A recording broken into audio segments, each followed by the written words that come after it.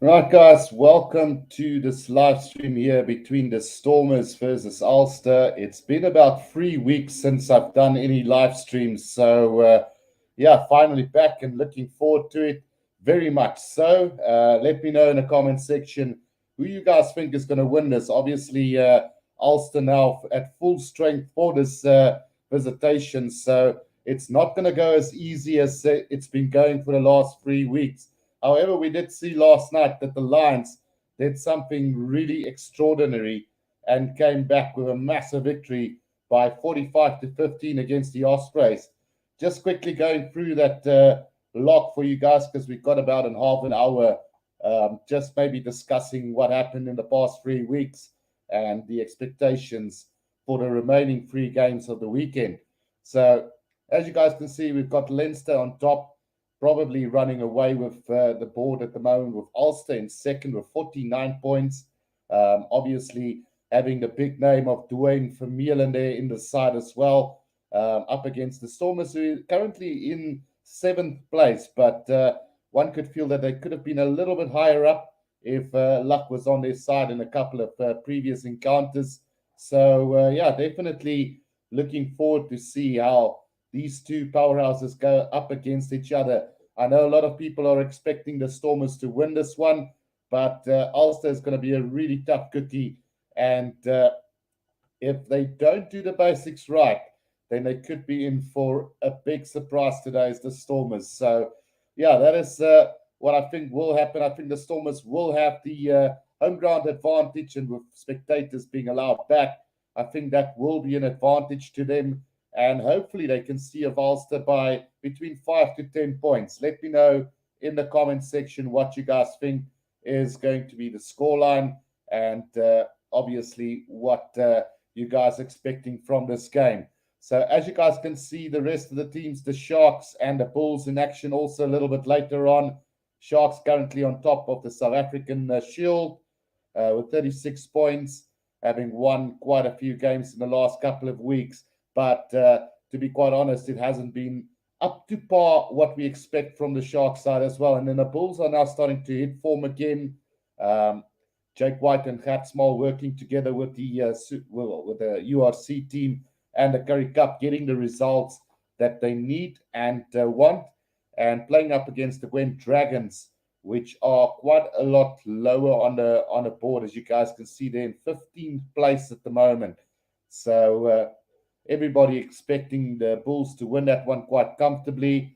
The Sharks playing up against Edinburgh, who's just above them. So they've got the opportunity to get above Edinburgh to move into fifth place on the lock if they can manage to win here today against Edinburgh as well. So, yeah. But first of all, we got to have to watch the Stormers play Ulster. And like I said, I think it's going to be a really close encounter. Vudzarko says home ground advantage should tilt it for the Stormers. I, for one, agree with you guys there. I think the Stormers got enough of the fans. We know the Stormers fans do come up in numbers when they do come, so it will be interesting to see how the spectators look like today. Barry says, "Hi Guru, nice to see you again. Did you enjoy your 3 weeks break?" It wasn't a break, Barry. It was so frustrating having watching the game, knowing how I would like to do the commentary, and yeah, just watching the games all by myself on the streaming app. And obviously, I can't do that for you guys because there's a 5 minute delay in the streaming apps as well. So that's why I didn't bother to do it. Justice Server 1 says, "Welcome back, Guru." Thank you, Justice Server. And then Lodi Smith says, "Stormers lost, Sharks lost, Bulls win with bonus point." Oh, come on, Lodi. We support South African teams where we can. That's how I feel. I supported the Lions last night, and what a victory that was for the Lions as well. And then obviously we will be supporting the Stormers and the Bulls today. But obviously I am a big Sharks supporter. Barry asked me, "How did your decoder break?" So I've got quite a high place where I keep it, and every time I do a commentary, I have to move the TV to ground level so that I can watch it. And with that, trying to switch the TV to or put the TV down, the decoder fell off, and yeah, it just basically broke. I think I've got it here with me. Let me just show you guys. So here it is in pieces. Well, not pieces, but yeah, it is damaged. So I got a new one, and hopefully we can have many more live streams from now on in. Rodeo Video says, "Hi, Guru, did you hear the news about Gareth Mason?" Yeah, it unfortunately heard the news this morning when I woke up. Really sad, and my condolences to the family. A great rugby man Gareth Mason was, and yeah, may his legacy live on forever. He's touched so many people's life in the past and been such a great role model to many. So it was really sad news. Edric Terhaar sê het jou kommentaar baie gemis, Guru. Daar is nog nie 'n kanaal wat sulke goeie kommentaar gee nie. Hou daarmee aan asseblief. Thanks, Edric. Really appreciate that. Yeah, I'm trying to live up to the expectations. I mean, growing up, Hugh Bladen was my inspiration. And although I don't do it as well as a living, I really enjoy doing the commentary, and I enjoy watching rugby and giving my little 2 cents on a game. So yeah, why not do the live commentary while watching a game? And then Eric Davison asked, who's the new kid on the block? Definitely Van Roos, Eric. I think Elrich Lowe and Van Roos, as well as Edel van der Merwe, has been quite exceptional in this last couple of weeks, and then Ruan Orkia as well. Justice Server 1 says Sharks getting Eben and maybe Rowan Janssen van Rensburg. So yeah, for those of you who don't know, Eben Etzebeth has already signed with the Sharks, and Rowan Janssen van Rensburg are very close to signing. But in getting him, there's also a little bit of bad news for the Sharks. They are probably going to lose the services of Maurice Lowe, which I really rate very highly. So it is a bit of good news with sad news as well. I think if Maurice Lowe stuck around a little bit longer, he might have become a really good player. But I mean, Rowan Janssen van Rensburg, quality player, and really looking forward to see them. So Justice Server 1, I don't know at this stage, and probably we won't know exactly. But yeah, it's really bad to wake up on a Saturday morning to get this news anyway. And then Loda Smith says, is the quarterfinals, semifinals, finals? So yes, there will be quarterfinals, semifinals, and a final, Lodi. And as it currently stands, the Sharks, Stormers, and Bulls will all qualify for that playoffs. But obviously means nothing if you don't have home ground advantage, which I feel is very, very important. We've seen how the South African teams have struggled in the Northern Hemisphere, and we've seen how the Northern Hemisphere have struggled to come to pieces with the Southern Hemisphere weather. And that's why you can see the likes of the Lions, with all due respect, running in 45 points against the Ospreys, who at home is an exceptional outfit, which probably would have been a turnaround score had the Lions had to travel to the Ospreys.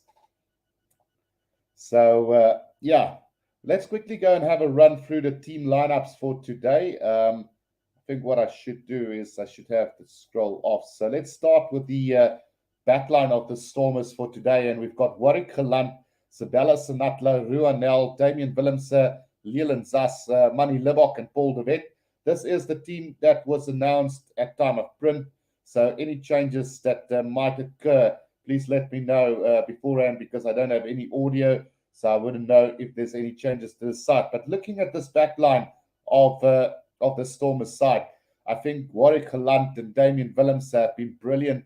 And, well, one player that I don't really rate as a player, Manny Libok, has been quite exceptional. And it just shows you what a couple of talented players around you can bring up your confidence level to bring out the best in you. And I think that is what Warwick Gelant and Damian Willemse has brought into the side. You know, you see these days Ruanel playing some exquisite rugby as well. You even see Leland Zas having a go in this competition. And it's amazing to see that Sabella Senatla is now also picking up a bit of form. Question could be asked, are they quality players enough to be Springbok quality? The likes of Sabella Senatla, Leland Zas, and Manny Libok? That is still questions to be answered in the future. But at this stage, I said I don't really see them as Springbok quality, although they are playing some exceptional rugby. If you go and have a look at the forwards of this Stormers side, you've got the likes of Eef van der Roos, Adams van der Reyn, Dion Fourie, Marvin Worry, Andre Smith, Frans Malherbe, Chad Solomon, Spitzoff, I think it's going to be an extraordinary battle today between Evan Roos and Dwayne Vermeulen. And I so hope that Evan Roos can outplay big Dwayne Vermeulen. Not because, how can I put it? I would love to see Evan Roos get his Springbok call-up. And the only way to do that is if he can consistently perform against the best players in the world. And I mean, Dwayne Vermeulen is the benchmark at number 8 for me personally. I think Evan Roos and Elrich Lowe is going to walk a very far road in the Springbok setup, but I want him in that squad right now. And one better way to do it is by outplaying Dwayne Vermeulen today. The likes of Deon Fourie has been amazing, and it just shows you that you don't always have to be in your middle age or in the middle of your career to really shine. I mean, Deon Fourie used to play hooker, didn't do so well, moved to the flanker, played a bit for the Stormers, went overseas, didn't hear a lot from him, and he's now back and playing some of the best rugby of his career. And I must admit as well, Marvin Orie has been becoming a lot better since his move from the Bulls. Andre Smith is a quality player. Then Frans Malherbe and Chad Solomon, along with Steven Kitshoff, have been quite solid in the forwards as well. And then lastly, we're just going to quickly go through the bench of the Stormers. Got JJ Kotze, Brock Harris, Neethling for sure. Connor Evans making his debut today for the Stormers. If he comes off onto the field, Achieva Diamani, Junior Pokamela, Herschel Yankees, and Rikus Pretorius. I think Herschel is on the bench to spark that little bit of fire in that second half if needed. So, Neethling for sure, brilliant player, youngster still coming through. The likes of Achieva Diamani has got a second breath now that he's with the Stormers, playing some really good rugby. Junior Pokamela moving from the Cheetahs to the Stormers are doing really well as well. And then also Rikus Pretorius just being outshined at the moment by the likes of Damian Willems and Ruanel. And then obviously you've got the likes of Dan du Plessis as well still there. So Rikus Pretorius still a youngster needing to prove himself in the future, but I'm sure that he will do more than that in the coming months or years to come. Let's quickly go and have a look at some of the other comment sections that's come in. Justice Service says Sinatla has been really good. And I agree. I mean, Sinatla, when he came onto the scene, exquisite sevens rugby player and probably one of the best out there in sevens, but just haven't lived up to the expectations in the 15-man code. Now having a really good season at the moment. And I must admit, there's a couple of players that has really stood out that I didn't personally think would make it very far in the future. But Sinatla has been one of them, and he's playing some really good rugby. Lodi Smith says number 15 and 10 was Bulls before. So, look, Warwick Kalan came from the Bulls. The Bulls unable, Warwick Kalan was with the, he tried to be at the Bulls, I think. But Warwick Kalan was at the Bulls. Sorry, it's been such a indifferent couple of years. So Warwick Kalan came from the Bulls. Couldn't keep him, unfortunately, but he's playing some really good rugby at the Stormers. And one must admit he's been a lot better since he's been at the Stormers as well. And in Manny Libbok, I think he had a stint with the Bulls and Sharks and just never lived up to the expectations at any given time. So really good to see him playing some really good rugby. I think the likes of Herschel Yankees and then Damian Willems and Warwick Kalan helping him out quite a bit.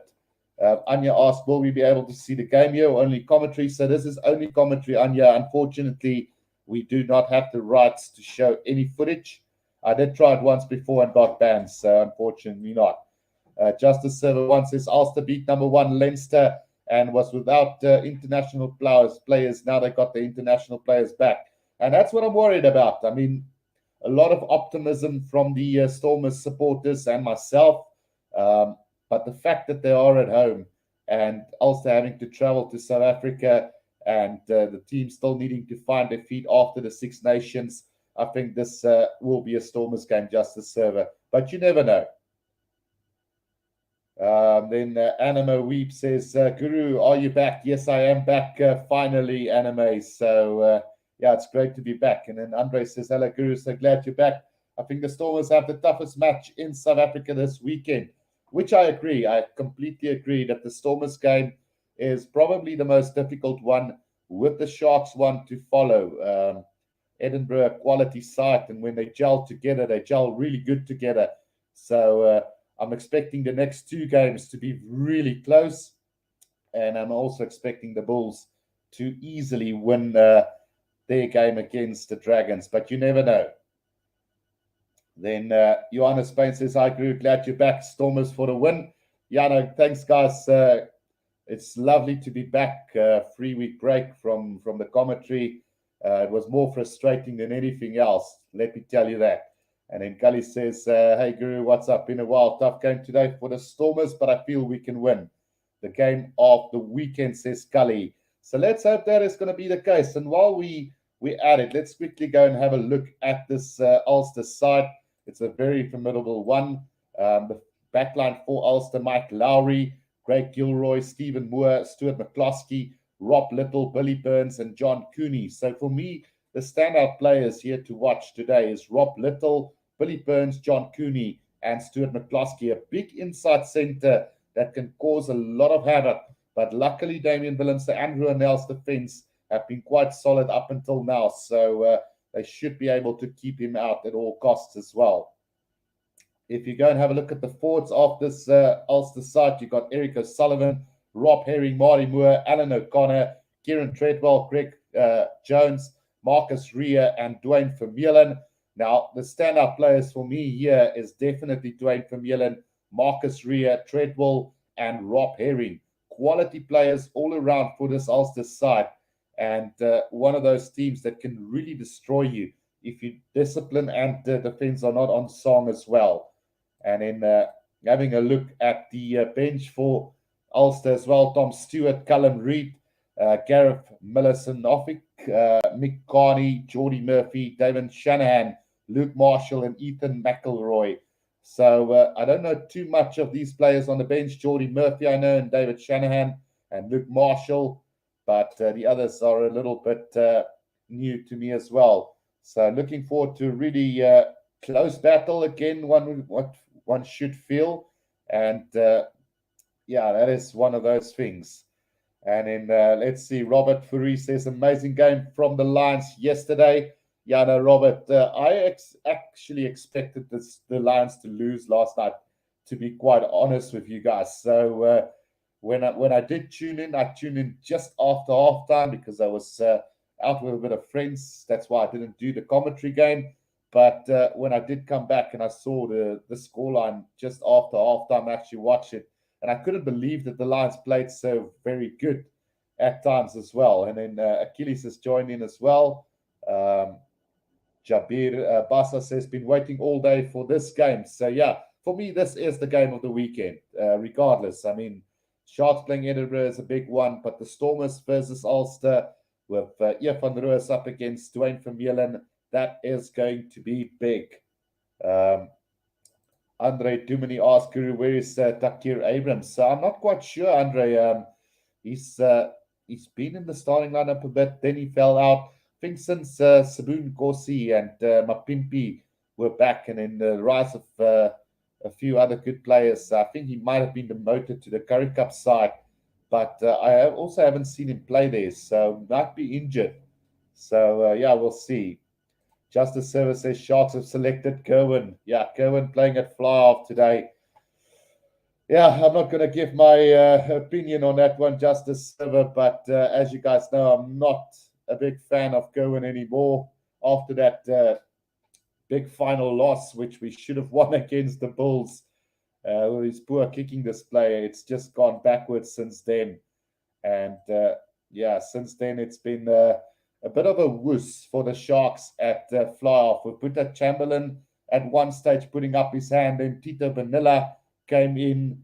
Buta was demoted to the Currie Cup side. He's back on the bench today. I really rate Buta very highly, and it's not just because I did the interview with him, but I do rate him as a quality player, but he needs a couple more seasons, I would personally say. Andre Dumini says Sharks must stay with Bonilla at 10. So the reason why I wouldn't want Bonilla at 10, Andre, is because personally I would want us to develop our own players, which is Buta Chamberlain and Jordan Chait, who's there as well. So I would rather want to see them perform really well than having Tito Vanilla, who's not even a first choice fly off at the Argentina anymore. So, yeah, I don't know. I'm not a big fan of Tito Vanilla, but and the other thing is also he's very inconsistent. One moment he's brilliant, and the next moment he's terrible. So we don't want to see that. We want a consistent fly off. Justice Service says we always expect the Lions to lose, which probably is true in a way, but yeah, they're looking good. Next time we're going to expect them to win and they get a loss. So, yeah, I don't know what to say about it. Achilles says Zebra versus Scarlet looks like it's going to be interesting. I think Scarlets will win Zebra any time, any day, Achilles, unfortunately. And then Saki Boffa says Stormers all the way. Welcome back, Guru. Thank you, Saki. And then Justice Service says, I agree. Buddha is the guy for the 10. He's been doing well. So, yeah, we are almost at kickoff here. We're about 10 minutes off from the start of this game. So, hopefully, we should be in for a really good game. Just want to make a couple of changes here. Let's run this so far. There you guys can see the backline of the Stormers again at the bottom of the screen if you haven't seen the team lineup just yet. This is the backline: Warwick Gelant, Sabella Sinatla, Ruanel, Damian Willems, Leland Zas, Manny Libok, and Paul de Wet in the backline for the Stormers. Then in the forwards, Van Roos, Ernst van Rijn, Dion Fourie, Marvin Uri, Andre Smith, Frans Malherbe, Chad Solomon, and Steven Kitsoff in the forwards. And the big battle that stands out for me is Van Roos up against Dwayne Vermeulen. Also, the likes of Dion Fourie up against Marcus Rea will be a really intriguing one. And Treadwell up against Marvin Uri and Andre Smith. So we're all looking forward to a really good game. Here's the bench of the Stormers up for you guys again. Those of you who haven't seen it just yet. Justice Server 1 says someone at the Sharks I've seen who's doing really well and scores in all his games so far is Marnus Potgieter. So he's an exceptional player. I mean, he can play center and he can play on the wing. I'm sure he can go to fullback as well, Justice Server. So a strong runner and a bright future ahead for him as well. And then Andre says Sharks must start using their back line. They are just on the field doing nothing, getting no ball. Well, the problem, Andre, is that the Sharks' handling has been really poor. I mean, they've had opportunities aplenty. The forwards doing enough to provide them with quick go-forward ball, but it's just those schoolboy errors at the moment and discipline at times letting the Sharks down quite tremendously. And then Wayne says, "Oi, mate," and Achilles says, "Bull surprised with that victories they get lately." And Justice, did Frans Malherbe go overseas?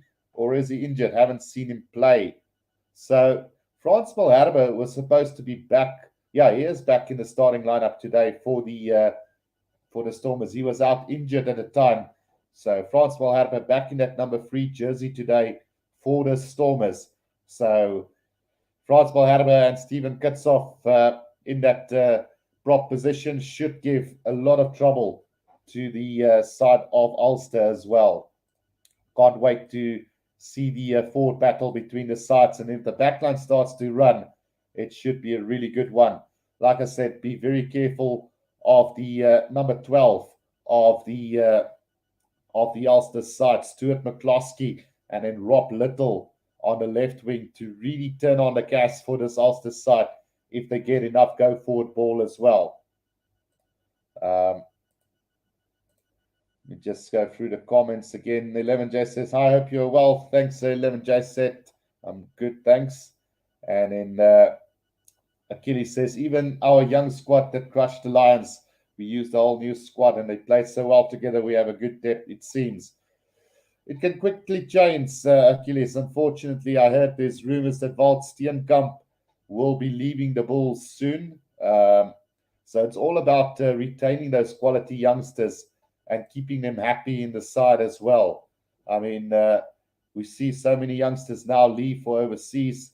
I've seen it in all areas of the game at the moment where sites from people from the Netherlands, from Germany.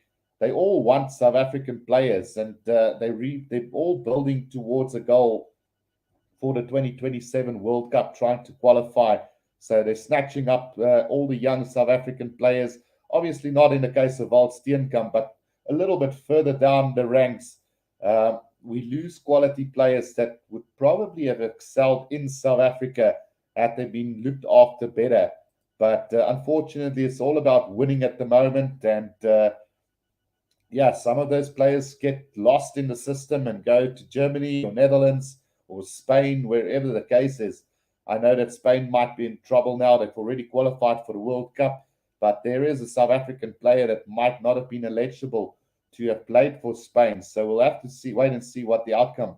But I mean, it's all South African players that could have excelled here in South Africa, which are now lost in the system. Andre said, I heard Vincent is also going to the Sharks. Is that true? There was rumors that the Lions will lose Vincent, but I'm not sure to which union. But I haven't seen it on any Sharks websites or any rumors about it just yet, Andre. But we'll have to wait and see. He's a quality player that can really excel at the Sharks as well. But the Sharks got so many good flank forwards as well. Sia Kulisi. We probably need another guy because I don't think Dylan Richardson is going to be at the Sharks for very long. So, we'll see. James Venter is still there. There's Gumedi who's doing some exquisite rugby. There's a lot of good players. Pierre Britt says, welcome back, dude. Let's hope for a bit of luck, says Pierre. So I think we should be fine, Pierre. I don't think we need so much luck for this game for the Stormers. They just need to do the basics right. Don't knock the ball on. Keep your discipline. Run with your forwards. Go with your back line, and you should be good. Justice Service says we have enough loose forwards. We don't need Vincent. And then Achilles says, Burger Winnendal is going off to Bath. I know. And Burger Winnendal is playing some exquisite rugby at the moment. And again, it's a player that got potential that could have easily been a Springbok at some stage in his career, but wasn't looked after. I mean, look at the way the Bulls let him go. It was really a shame how it happened. I read something about him. He wasn't expecting it at all, and his contract wasn't renewed. The Lions gave him an opportunity, and he's used that opportunity. Now he's going to Bath. And in 11J says Maurice Lowe replacing Woodendal at the Lions. Another player that's not been appreciated enough at the moment. I'm not quite sure, 11J said. There's rumors that he's going to leave, but we'll see. We'll see where it ends up. The Sharks are after Rowan Janssen van Rensburg, so we'll have to wait and see whether that is going to happen or not. But we're about to get this game underway. The team should be running onto the field in any minute now. Just going through the team lineups at the moment are the teams. So for the Stormers, again, Warwick Gelan, Sabella Senatla, Ruanel, Damien Willemse, Leland Zas, Manny Libok, and Paul de Wet. Then in the forwards, Ian van Roos, Adams van Rijn, Dion Fourie, Marvin Uri, Andre Smith, Frans Malherbe, Chad Solomon, and Stephen Kitsoff. Then on the bench for the Stormers, JJ Kotze, Brock Harris, Neetling Forshire, Connor Evans, Chiva Tiamani, Junior Pokamela, Herschel Yankees, and Rikus Pretorius. Then for Ulster, we've got Mike Lowry, Greg Gilroy, Stephen Moore, Stuart McCloskey, Rob Little, Billy Burns, and John Cooney. Forward-wise, we've got Eric O'Sullivan, Rob Herring, Marty Moore, Alan O'Connor, Kieran Treadwell, Greg Jones, Marcus Rea, and Dwayne Vermeulen. Then on the bench, we've got Tom Stewart, Callum Reid, Gareth Miller-Sanovic, Mick Carney, Geordie Murphy, David Shanahan, Luke Marshall, and Ethan McElroy. So looking forward to a really good game between these two sides as Ulster comes onto the field. And it's been a while for Dwayne Vermeulen back in Cape Town. Mark Dante says Ulster must be dangerous. Absolutely. And in Justice Server says that overseas pay is too tempting for the South African players. Exactly, Justice Server. When I did my interview with Peter Chamberlain, I asked him whether he would move. Would he move to Europe for another team. And he said it's unfortunately they have to look at the future, and the money is exceptional that side, and the South African teams really just can't compete with it at the moment. Achilles says Ulster is the best team in my opinion, maybe even better than Leinster. I don't think they're better than Leinster, to be honest, but I mean, they're very close to that. So, yeah, all the teams are on the field, and it looks like it's going to be Ulster to get this game underway for us. So, looking forward to this one. The referee, Genesi, I don't know, I think from Italy. I have never seen him officiate before, so it's going to be quite interesting to see how that one goes. Stormers must take home advantage and use it well, otherwise Ulster's going to destroy them. And Mark Dante says, no chance, Leinster are the best. Right, so here we go. It is going to be Billy Burns to get this game underway for us, guys. It should be really interesting to see which way this one is going to go. So looking forward to this one. Kickoff made by Ulster and taken in by Paul de Wet, just outside the 22 of the Stormers now. Sanatla is at scrum off for the Stormers. Out to Kutsov. Still just outside the 22 of the Stormers at the moment. As the ball is controlled by Paul de Wet at the back here. Looks like he is going to go with the box kick over the top here for the Stormers. Chase coming from Sanatla. It is taken beautifully by Ulster on between the 10 and the halfway line in the middle of the field. Cooney gets it out, and it's taken up there beautifully by Eric O'Sullivan. Now, George Cooney, Billy Burns gets it out to Treadwell. Driven back in a tackle by Damian Willemse. Just inside their own half is Ulster. Dwayne Vermeulen. John Cooney gets it out to McCloskey. Here's trouble for the Stormers as the line is straightened up to over the 10-meter line for Ulster now. Cooney gets it out to O'Sullivan again now. Billy Burns. Great little run there. Dwayne Vermeulen now. Just up over the 10-meter line, George Cooney. Burns again. Gets it out to the outside centre there. Stephen Moore takes it up, gets it out to Gilroy. Gilroy up to the 10-meter line. Now it's Dwayne Vermeulen again taking it up for them. Right on the 10-meter line now, Burns, Vermeulen, Cooney, and McCloskey held in a tackle right on halfway. Good defense from the Stormers. Cooney again gets it out to Sullivan again.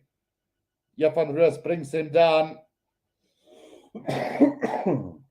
And now it is Burns who's going to kick this high up into the air. The chase coming from Ulster. It is going to be won back by the Stormers now, and it's Manny Lebok who gets it out to Warwick Kalan. Warwick Kalan throws a little dummy, gets it out to Leland Zas. Leland Zas up over halfway. Here's trouble for Ulster. Looks like it's going to be the opening drive. They're going ball event. He's going to go. Can he go all the way? Yes, he can. Right up to the Stormers. And what a counter-attack from them. Right from a useless little kick up in the air by Ulster. And the Stormers are on the board after just 2.5 minutes in this game. Great start from the Stormers and great vision from Warwick Kalan to see that little space there in behind. Wonderful try from the Stormers. Drawing two defenders, got it out beautifully to Leland Zas, who broke the first line of defense. And from there, just needed the support of Paul de Wet, who had the legs to beat two Ulster players to the try line. Great start for the Stormers. And some really poor defense there from Ulster. Not the way they would have wanted to start this game here in Cape Town. 11J said, very good start. And Justice Service says that was quick. Right. So very good start here for the Stormers as Manny Lebok will just try and convert this right in front of the post for the Stormers. 3 minutes into this one, and it's a really good lead here early on here for the Stormers.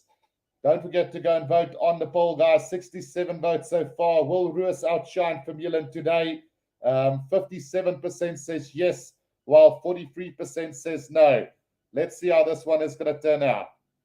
So 7 points to 0 it is here for the Stormers, and a really good start for them. Great vision from the Gelan. Great run from Leland Zas, and great support play by Paul de Wet. Question is, can the Stormers keep this up, or will they slack again in the second half? We'll have to wait and see. The restart from Burns now, collected by Ruanel, right on the 22-meter line. He's held up in the tackle, now brought down to ground. The Stormers have got this just outside their own 22, about 10 meters in from the right-hand touchline here, as Paul de Wet goes to the box kick over the top now. Chase is coming from Sinatla again, but beautifully taken by Ulster. And here's a chance now for them. It is the fullback who made a bit of ground. There's Mike Lowry. Now gets it out to Gilroy. Beautiful tackle from the Stormers, and a penalty one on the ground there for the Stormers. It is won by Damien Willemse there, and he's made, it's actually Leland Zas who won the penalty there for the Stormers. So great work there from them, and a penalty to the Stormers just outside their own half. Can they do this now?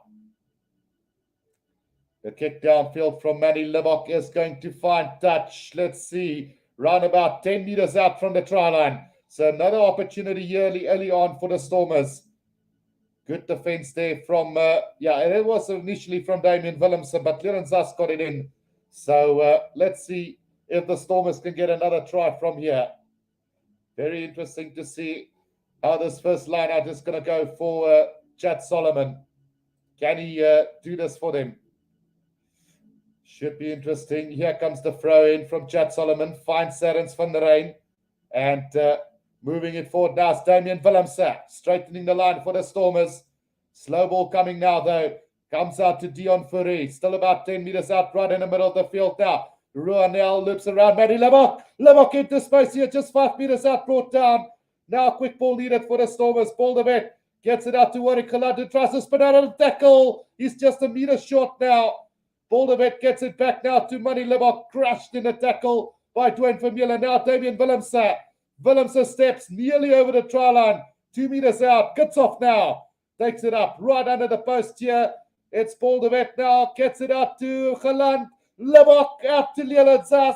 In for another try as the Stormers. And what a run here from the Stormers early on. Just no answer at the moment here from Ulster, and it's all the Stormers at the moment. Andre says, I'm a big Shark supporter. Hope they do well today.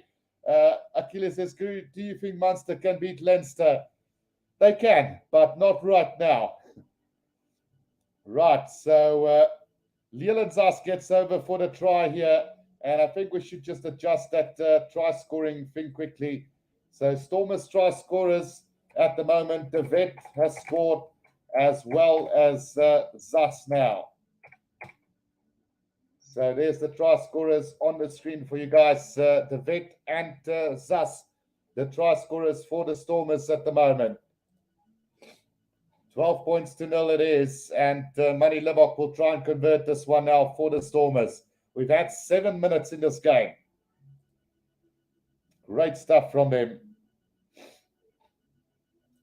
Right, so here comes the conversion attempt now from Manny Libok.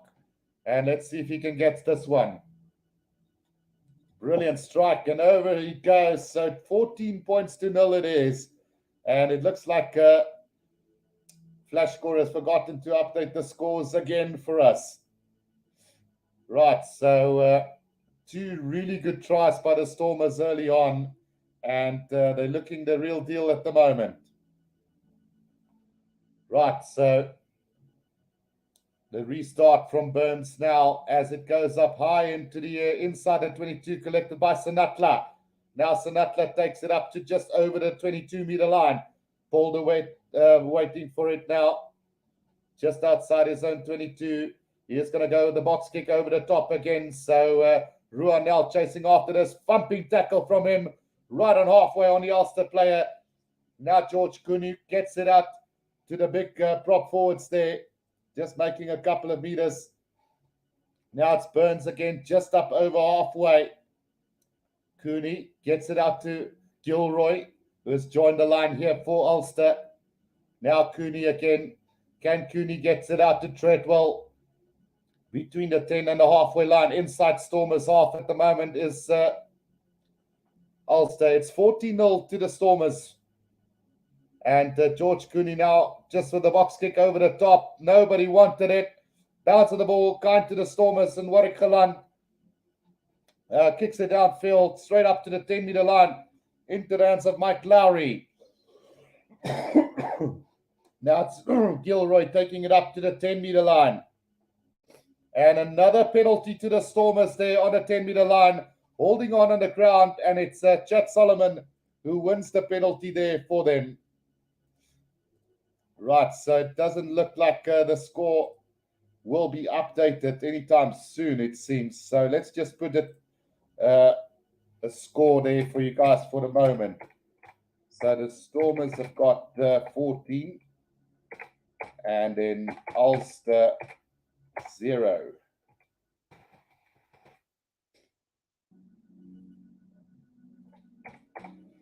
Right, 14-0 to the Stormers here as we wait for them to update the scoreboard of flash score.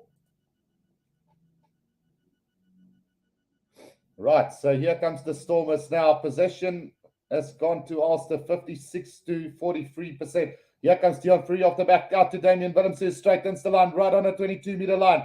Now Paul de Wet, Manny Livock changing the direction to the left-hand side, held up in a tackle. Raw is over that ball. Will have he won it for him? No, he hasn't. Comes back Adams van Rijn, cuts off now, right in the middle of the field on the 22-meter line of Ulster. Paul de Wet waiting for this ball to come out. Comes to Marvin Wiri, just short of the 22 now. Paul de Wet, Warwick Geland with a little cross kick, but it's beautifully marked there by Gilroy. And he kicks it almost immediately downfield into the hands of Manny Livock. Manny Livock out to Warwick Geland on the 10-meter line here.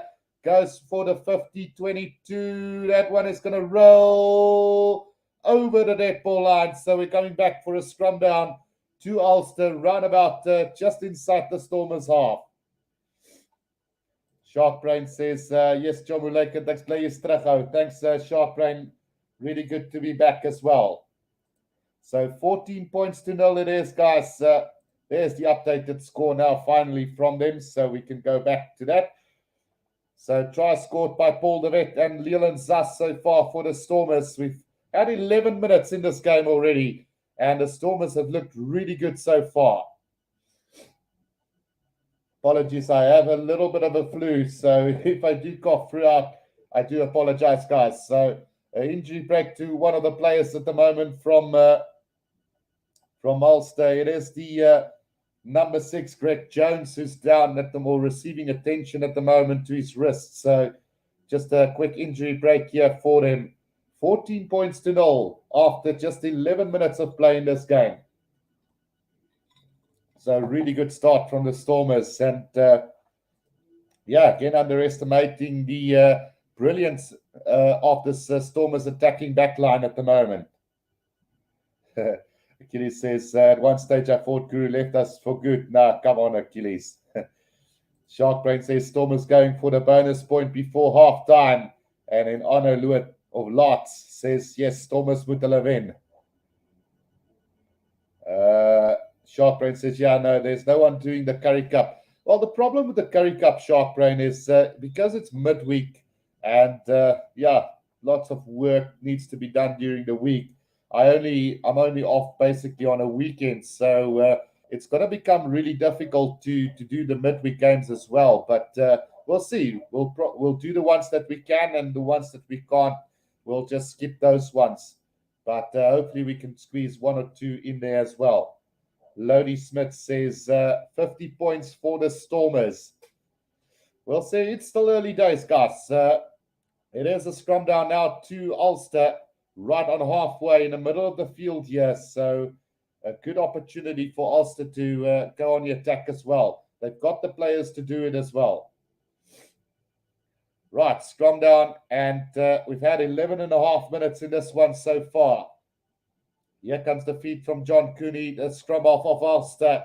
Dwayne Vermeulen controlling at the back here for them. Now John Cooney gets it out. Here they come now. It's a great little run by Mcelroy. Oh, he's into the gap here up over the 22-meter line. And, it's Mcelroy who got there. Now gets it out to Rua, who takes it up to about 10 meters out from the Stormers try line. George Cooney again, back inside to Jones. Still 10 meters out is Ulster now. Cooney gets it out to O'Sullivan, who knocks it on. Oh, it's gone backwards, says the referee. Play on. So still about 7 meters out, but a penalty to the Stormers, holding on the ground. And let's see who won that ball on the ground for the Stormers there. That's a massive. Dion Fury has stalled the Ulster attack once again. Brilliant player, great form from the guy, and he's looking really good. Right, Manny Libok will try and get this kick away now for the Stormers. Sharp says also no one is doing URC games. There was a lot of rugby on the weekends, but glad you're back. Thanks, Sharp Brain. All right, so 11J said, Curry Cup is my favorite competition. I love watching it. Just hope they can fill stadiums when more people are allowed. So we are allowed 50% of our capacity now, 11J said. So realistically, this stadium can take how many people? Around 80, 90,000 people. So about 45,000 people are allowed to watch this game. Right, so here comes the Stormers now. And Paul de Wet waiting for this in the back. Gets it out now to Johan Roos. Roos beats the first defender. Going strong up to the 10-meter line now. But he's ran out of support play a little bit. But there's a penalty to the Stormers. Ria tried to, Ria was playing the ball on the ground there. So penalty to the Stormers. Great work from Johan Roos. So 14 minutes gone. It's 14-0 to the Stormers at the moment. Manny Libok can send us downfield for the Stormers side as well. And it's Manny Libok who kicks it downfield, looking for distance and finding it right between the 22 and the 10-meter line inside Ulster's half. Right. Oh, that is so close. That should have actually been a penalty to Ulster, to be honest. Ria did really well to win that ball on the ground, but got penalized.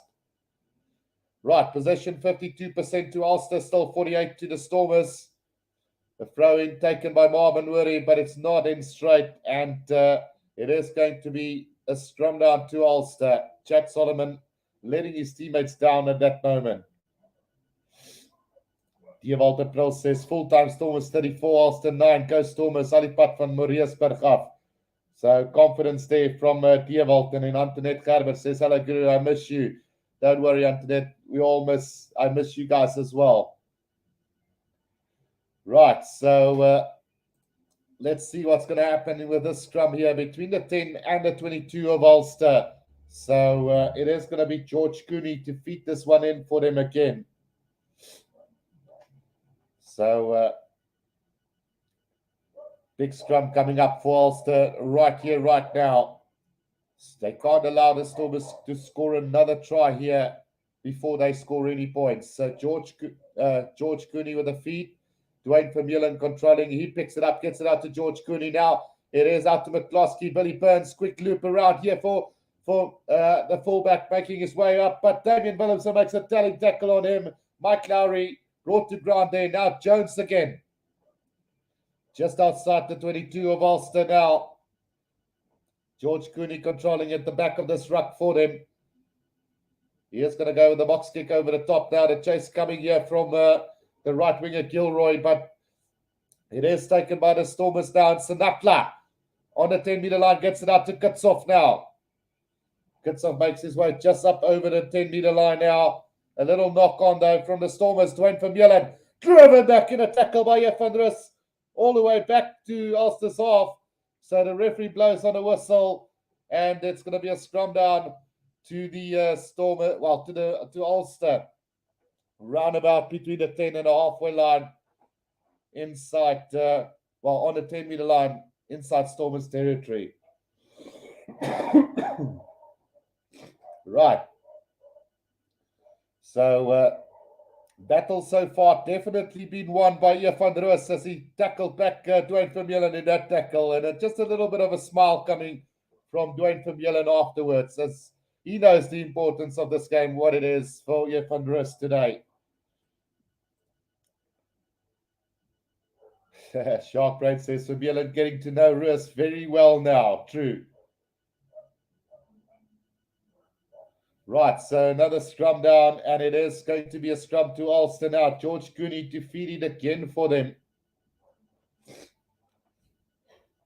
George Cooney now off the back to the outside centre there, making some good meters is Stuart Moore.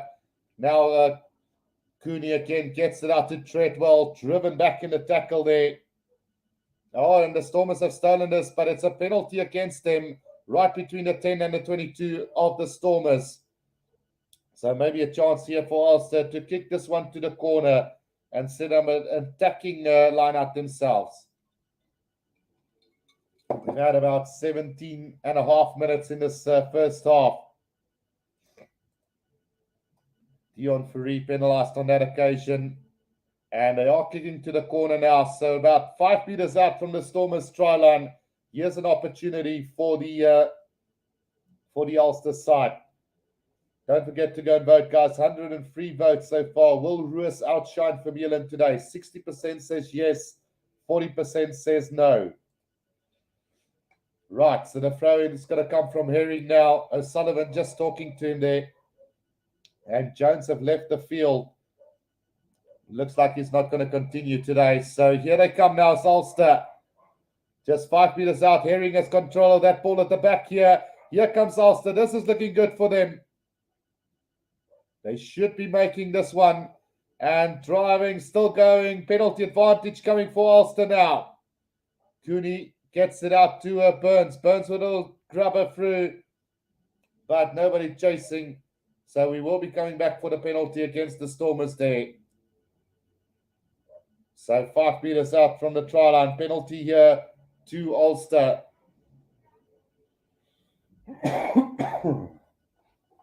It looked like it was going to be a try for all money. And I think Marvin Wurry can consider himself very lucky not to have gotten a yellow card for that. Right, so Herring is going to throw this one in for Ulster again. 5 meters out. So Geordie Murphy's on for Greg Jones. So here they come again now, driving more, set up again by Ulster. Will they be able to do this time round? Yes, it looks. Now they're going to throw this ball out wide and into the hands of Stuart McCloskey now. Held up 4 meters out from the try line. George Cooney waiting for it. Another penalty advantage. Now Sullivan takes it up. The loose head prop for Ulster. Right in the middle of the field almost now.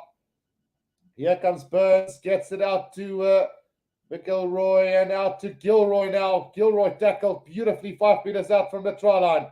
Gets it back to Herring again. The hooker of Ulster. Tackled by Ruiz. Taken up. Oh, it's been knocked on by Ruiz, I think. So we are going to come back for another penalty. And I think the referee will now have a talk with Kits of all the penalties so far.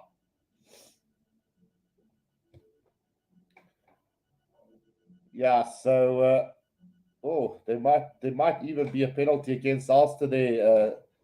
Clothesline or an arm around the neck there from one of the Ulster players, but the referee's not having a look at it. So we've still got another 5 meter line out to contest here.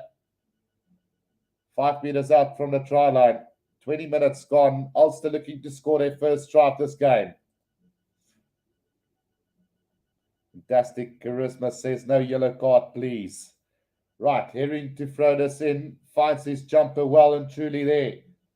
Right, here comes another driving ball from them now.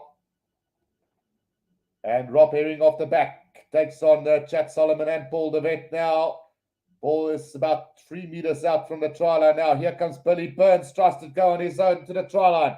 Still 2 meters short. Gets it up to the big tight head prop who's going to go over for the first try. It is Marty Moore who gets the try for Ulster. So 14 points to 5 it is now after about 21 minutes of play. And Ulster comes back into this game. Tight head prop Marty Moore for Ulster. Dots down for their first try. Strong defense from the Stormers, but realistically just unable to keep them out the whole day. Tackles by Dion Ferry and Jeff van der Roos, just not enough to keep him out. Nick Boyd says Ulster beat Leinster twice. Sharkbrain says, so Ulster is Ireland's strongest team at the moment. I wouldn't say that. Like I said, I think I still believe that Leinster are the better of the two sides because there was a lot of players missing from the Leinster side. So let's quickly go and have a look at the lock up until the qualification spots. So Leinster in first, Ulster in second, then Munster, Glasgow, Edinburgh, Sharks, Stormers, and Bulls. So, yeah, anything can happen with this at the moment. Leinster haven't been playing with their full strength side. Same to Ulster, one could argue, and Munster as well. So those three teams are very tightly contested at the moment. The conversion from Ulster goes over, so it's 14 points to 7 now. And yeah, it's going to be a really tough next 20 minutes in this first half for both sides. Stormers started off with a bang, but Ulster now trying to get back into this game. Munster with internationals are top 2, says David Parry. Right, so another replacement on the field, it seems, here for Ulster. Just want to find out what the number is there. So, no, it is Geordie Murphy who replaced Greg Jones earlier. Right, 14 points to 7 it is. The win predictor gives Stormers 74% to 23 at the moment, with a draw, a 2% possibility. Taken in there by Craig Gilroy. Just outside his own 22 now. Cooney out to Herring, who takes it up for them. Still about 2 or 3 meters outside of their own 22 at the moment, as George Cooney is going to go with the box kick over the top now. And so it looks like Warwick Kalant, he's knocked it on.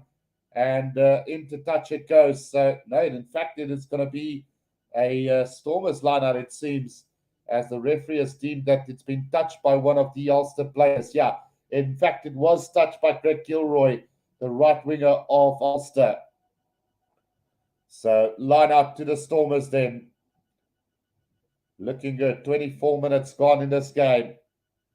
Jack Solomon now to throw this one in for the Stormers. To the front to Andre Smith. Smith to Paul de Wet on halfway now. Manny Libbok. Libbok gets it out to Warwick Kalant on the loop around Damien Willems. Out it goes to Sinatla. Sinatla, no court play whatsoever. But luckily, I want to say, Stormers there, that there was a foot in touch by Sinatla. So we will have a line out. Otherwise, it would have been a penalty to Ulster. Great tackle there from the left winger, Rob Little. Well, it was Mike Lowry who got in the tackle. He's been really good so far for Ulster as well. So right on the 10-meter line of Ulster now. Rob Herring to throw this one in. Comes to the front, and it's taken by Alan O'Connor for Ulster now. Ria takes it up to the 10-meter line for Ulster. George Cooney waiting for this now. Treadwell just securing that ball for Ulster. Right on the 10-meter line now. George Cooney with the box kick over the top. Here comes the chase now, but that is going to go. Well, no, it's not gone directly into touch and still in play. George Cooney gets it back, but driven back into touch by Paul de Wet and Sinatla. So line out will be on halfway. Quickly thrown in by Paul de Wet now, but the referee having none of it. So line out will be to the Stormers between the 10 and the halfway line inside Ulster's half. And in fact, it is going to be an Ulster. No, it is the Stormers line out. The touch judge just got it wrong there for a second.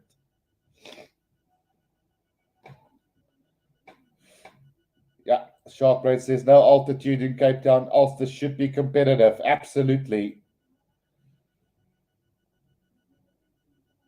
Right, let's see what's going to happen now. Jack Solomon with a throw into this line out here for the Stormers now. We've had about 26 minutes in this game. 26 minutes gone in this first half. The Stormers 14, Ulster 7. 2 tries by the Stormers. De Wet and Zas who got the tries. Right, here they come. Paul de Wet now at the back to Manny Libbok. Goes high up into the air. The chase coming now from Damien Willems. And nearly got it, but Mike Lowry did beautifully to collect that for Ulster. But a penalty to the Stormers. Might have come in from the side, was the call there from the referee. Ulster off their feet there, and a penalty to the Stormers right in the middle of the field, just outside the 22. And in fact, it was Dion Ferry who made the tackle on Lowry and tried to steal the ball. So it's holding on the ground. Brilliant work from Dion Ferry, who's just exceptional for the Stormers side at the moment. Unbelievable. So the Stormers probably will be going for goal here. Yep, it's right in the middle of the field, just outside of 22. And Matty Libbok will have a shot at goal from here. So Matty Libbok with 2 kicks already. Not very difficult ones. There was one that was a little bit difficult, but the rest all easy. Right, 14-7 can now become 17-7. The Stormers off to a good start in this game, scoring within, I think, 7 or 8 minutes. 7 or 8 minutes. 2 tries by the Stormers. One by Paul de Wet and one from Leland Zas. Zas made a breakthrough for the first one to set up Paul de Wet, and then he scored one of his own. So 17-7 it is now. Nick Boyd says Women's Six Nation is a 2-team tournament. As Sharkrain says, English women are putting Scotland to the sword. 45-5 after 16 minutes. Right, so 17-7 it is here. And it is going to be Burns to get this game back underway for them. And a deep kick in from Billy Burns into the hands of Ruanel out to Warwick Kalan, who puts it on the boot there. Not going to find touch. Oh, and it's been knocked on by Mike Lowry. So we should have a scrum back right just inside the Ulster's half, about 5 meters inside their half. Yeah, it's the right winger who knocked that ball on. It was Mcelroy who knocked the ball on for Ulster. So after 29 minutes, 17 points to 7. And it is going to be a scrum down to the Stormers right on the left-hand side of the field, about 5 meters in. So a great attack again for the Stormers. Great work so far from the Stormers, keeping out a very good Ulster side at the moment. Achilles says, I would have gone to the corner and also want to see more tries. Well, you first got to win the game, Achilles, and then you can start to get tries. So, yeah, Van der Roos controlling at the back here now. Paul de Wet waiting for it, gets it out to Matty Libbok. Libbok out it goes to Damien Williams, who put it on the boot now, looking for space in behind. That's a great kick, the bounce of the ball. Kind for Mike Lowry, just 10 meters out from his own try line. And the kick away now from Ulster into the hands of Damien Williams. Gets it out to Matty Libbok, right on halfway in the middle of the field. Gets it back to Damien Williams. Needs support now. Right on a 10-meter line. It's going to be a penalty against the Stormers there. Holding on. And it's Mike Rea who wins that penalty on the ground for Ulster. Justice Service says France and Stephen not doing well in the scrum. Well, we haven't had a lot of scrums so far, and the ones that we have had, it's been pretty solid from both sides, really. Sharkrain says, I'm going to say it, Ruan Pienaar might get a call up for the Boks this year. Sharkrain, as much as I love Ruan Pienaar, and he's playing some good rugby in the Currie Cup, but one must admit that it's the Currie Cup. First of all. Second of all, he's a veteran, probably past his expiry date. And thirdly, there's so many next in line after Faf de Klerk and Herschel Jantjies. They've got Kobus Reinach and Jaden Hendricks, as well as Nohamba and Grant Williams and Zach Berger, as well as Ambrose Papier. There's just so many. But I agree, he's a quality player. Right, here comes Ulster now from just outside the 22. George Cooney now gets it out to Matty Moore, the try scorer for Ulster. Have the Stormers stolen that ball? No, they've done so illegally. So another penalty and another one against Dion Fourie. He's racking up those penalties against him, but he's also winning.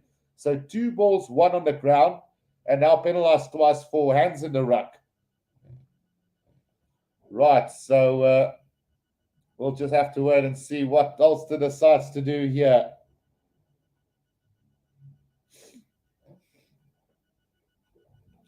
Right, so they have opted to go for goal here. Is Ulster not tempting fate here and looking to add 3 points to their total with 8 minutes to go in this first half? It is Billy Burns who is going. No, it's actually John Cooney who's doing the kicking duties here. So John Cooney now attempting this goal for Ulster. Justice Service says after his kicking performance against the British and Irish Lions, I never wanted to see him in Bok colours again. And then Shark Brent says, you know, Rusty and Ninaber love the old guns. Well, you never know. You never know.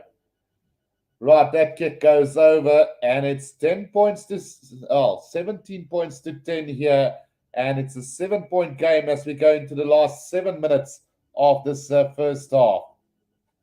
Should be an interesting conclusion to this first half now, with, like I said, 7 minutes to go.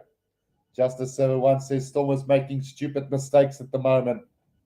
Manny Lebok to get this game back underway for the Stormers now. 7 minutes to go in this first half. Restart from Lebok as a high hanging one, a little bit deep. And Ian van der Rust makes a thumping tackle this time on Mike Lowry. Right on the 22-meter line. Now Rob Herring driven back in a tackle by Ernst van der Rijn. Some really good defense from the Stormers again. Cooney now waiting for it. Goes to the box kick over the top this time round. And it was a bit of a push off the ball there by Marvin Wurry on Cooney. But play on, says the referee. Sinatla now controlling this ball for the Stormers between the 10 and the halfway line. Balderwet waiting for it. Gets it out to Ian van der Rust. Ian van der Rust beating the first defender and then brought down by the second one. Balderwet now comes back to Warwick Gelant. Just a little bit of a held up, but the ball's been intercepted. But comes back to the Stormers side. Now Ruanel with a little chip kick over the top. But the referee's calling them back for a knock-on from Ulster. So it should be a scrum down to the Stormers there. That was first knocked on by Marvin Wurry. So it's going to be a scrum down to the Ulster side. Sharkbait says, well, even Scarlets are winning. It's a good weekend. Dave Davis says, Zebra 3, Scarlets 17. And then Fantastic Charisma says, Scarlet is actually a good side. They've got quality players. Yeah, no, it's Sharkbait says, Scarlets are good, but I haven't seen much greatness lately, which is true as well. But, I mean, they lacked a couple of players due to international call-ups, so we'll see how things go in the future. But, yeah, as far as Zebra, they're not a great side, and probably one of the teams that could easily be replaced by another one. But we'll see. So statistics so far, 2 carries by Dwayne Vermeulen, 1 by Ian van der Rust, 1 defender beaten by Ian van der Rust, 0 by Dwayne, 1 gain line success each. Ian van der Rust making 8 tackles to Dwayne Vermeulen's 2 so far. So don't forget to go and vote on the poll, guys. 145 votes. Will Roos outshine Vermeulen today? So far he has, and the votes are in so far. 63% agree that Roos are outshining Vermeulen today. Let's see. Nick Boyd says, who are the boys impressed with from the Ulster team so far? So I would say Mike Lowry has been good. Billy Burns have been okay. John Cooney's been okay. But Eric O'Sullivan, Marty Moore, and Rob Herring, along with Marcus Rea, has been really good so far for them. So that's scrum won by Ulster. And they kick it downfield into the hands of Warwick Gelant on the 22, who returns the kick back to Lowry. Lowry's going to run it up to over halfway now for Ulster. Between the 10 and the halfway line now, Ulster in the middle of the field. George Cooney gets it out to Burns. Out it goes to Geordie Murphy, driven back in the tackle yet again by Ian van der Rust.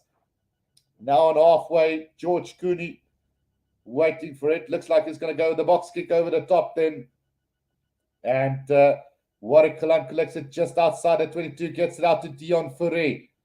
Dion Fourie brought to ground there just outside the 22 now. And Paul de Wet now waiting for it, gets it out to Frans Malherbe. Malherbe just sets it up also just outside the 22 now. Paul de Wet looks like he might go with a box kick over the top here. No, he's going to get it back to Manny Libok. They're going to run this now. What a Kalan. Throws a little dummy back to Leland Zas now. Oh, Leland Zas cuts back inside. Just couldn't get the offload. And also now got the turnover ball now. George Cooney. Cooney's kick has been tossed down by Warwick Kalan. And Warwick Kalan puts in a kick. But all that badness comes to nothing as the referee's going to come back for a scrum down to Ulster. Knock on by the Stormers. So Leland Zas doing really well to step there. And one could argue and say there was a little bit of obstruction. And I think that's what they called. No, they didn't call it for that. But you could argue that there was a little bit of obstruction from the Stormers. But regardless, a little knock on from the Stormers again. So scrum down now to Ulster, just outside the 22 of the Stormers. Mr. Boss says, Guru, we missed you. Hope you're okay. Welcome back. Give Mr. Guru a Mursa like. So thanks, Mursa Boss. Thanks for the support, man. And yeah, it's great to be back. Yeah, I'm impressed with Ulster's mauling so far, says, I can't really pronounce, Mimenia, I think it is. Right, so fed in here by Ulster now, and a chance as that scrum goes down. Penalty advantage, penalty given to Ulster there. So they've got another opportunity right here before halftime to add to that 10 points that they've got. Or will they try and level the score before halftime? Great scrum there from O'Sullivan, who's definitely out scrumming Frans Malherbe today. I mean, it's been really solid and very tight so far. But so far, I must say that Marty Moore and O'Sullivan, along with Rob Herring, has been really good for Ulster in that front row. Right, so 17 points to 10. They've opted to go for the penalty here, is Ulster. So almost right in front. So it should be 17-13 with about 2 minutes to go in this first half then. Right, let's see. With 2 minutes to go in this first half, can Ulster take their tally to 13? Yeah, easily does so. So 17 points to 13. And yeah, interesting as we go into the last minute and a half. Sharkbrain says Vermeulen never thought he would play again. The Stormers in Cape Town when he signed for Ulster. Yeah, no, that's true. Right, so 17-13 it is with around about a minute to go in this first half. And Manny Libok will restart this now for the Stormers. From a 14-point lead after 8 minutes to 17-13 with a minute to go in this first half. George Cooney waiting for this ball inside his 22. The ruck has been formed by Ulster. And here's going to go the box kick over the top. And that is not going to find touch. So Warwick Kalan does brilliantly in the air. Gets it up now. Here van der Roos again. He straightens the line up to over the 10-meter line, but isolated. No, he does get it out. Now Andre Smith. Back to Marvin Uri now. Right on the 10-meter line. Penalty to the Stormers. Right on the 10-meter line in the middle of the field. And it's Jordy Murphy who got penalized there for Ulster. And the Stormers, what are they going to do here just before halftime? Will they be going for goal again just to wrap up this first half? Mursa Boss says, love that orange juice, Mr. Guru. Yes, a Guru. Thanks, Mursa Boss. It's for the throat, you know. There's a little bit of flu. Right, so now the Stormers have decided to go for goal here, and with this should be the last kick of the first half as well. Manny Libok right in the middle of the field on the 10-meter line. Slate says, great to have you back. Thanks, Slate. Really appreciate all the support here. Right, Manny Libok to put the Stormers into a 7-point lead at halftime. Can he do this for them?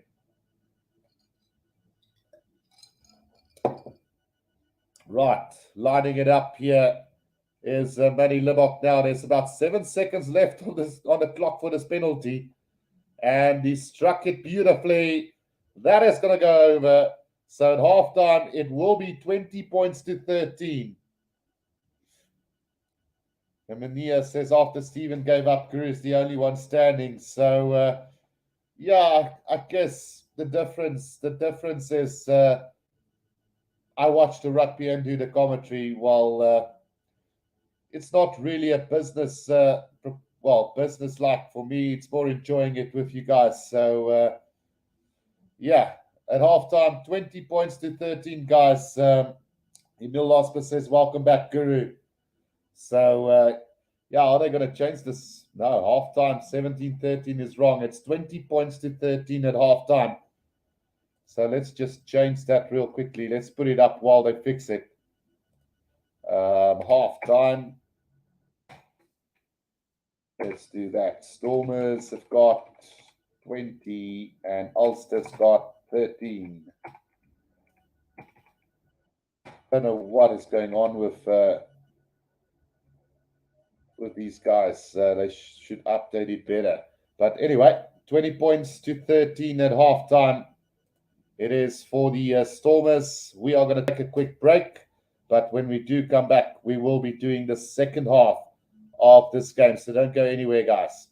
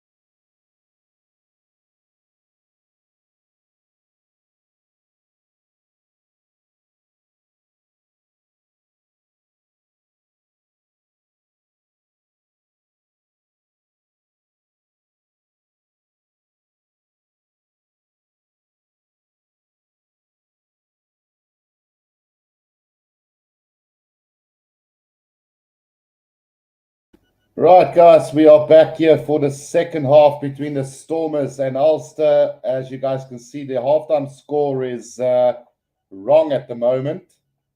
It's actually 20 points to 13 after that last kick by Manny Libbok. So, yeah, they need to update that. Sorry for that inconvenience, but it is the Stormers leading by 20 to 13 at halftime. And let's just see which comments that I missed. Let's see. Right.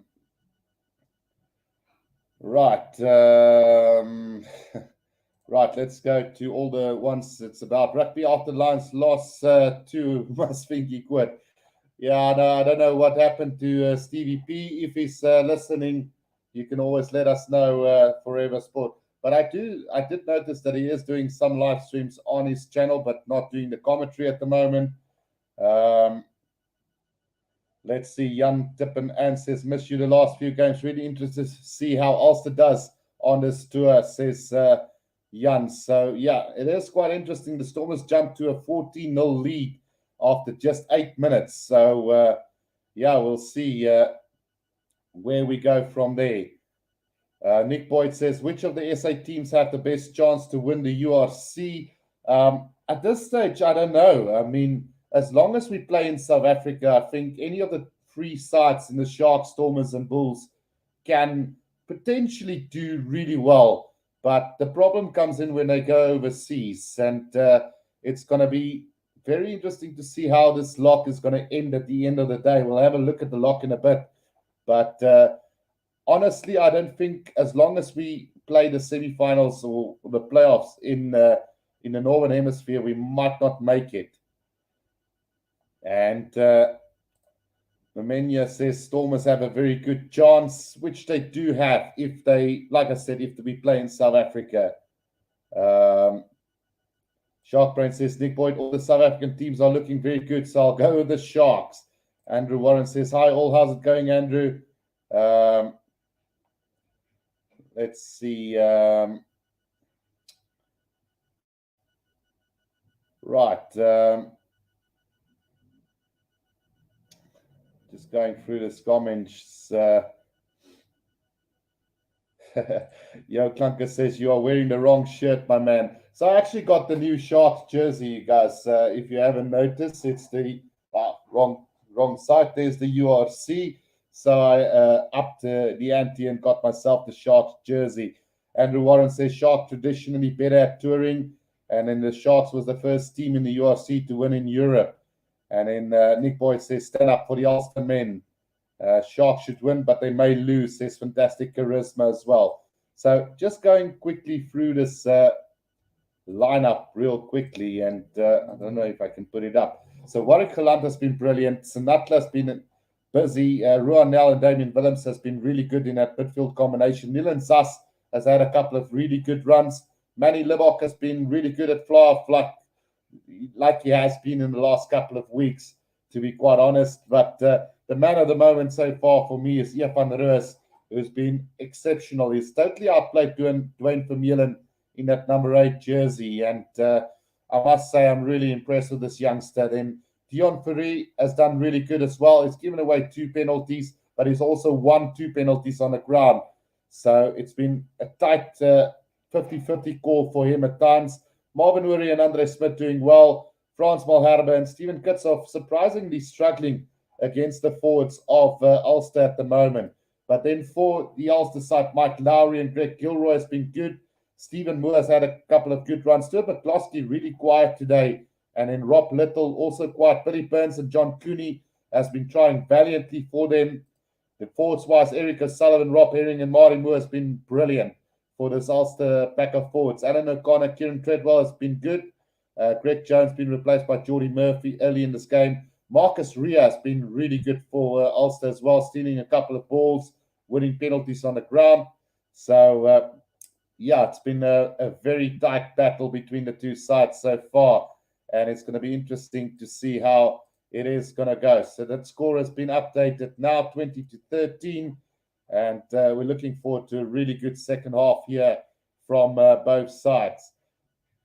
Just to give you guys a look at that lock real quickly. So There's the lock for the top 8 so far. Obviously, the top 4 will have home ground advantage at all costs. So as it stands, Leinster will probably play the Bulls, Ulster will play the Stormers, Munster will play the Sharks, and Glasgow and Edinburgh will go up against each other. So it would be all away games for the South African outfits as it stands at the moment. But anyway, let's get back to the second half. It is going to be Manny Libbok to get the second half under way for us. Right, so here we go. I don't know who's the Sharks' best of all time fullback.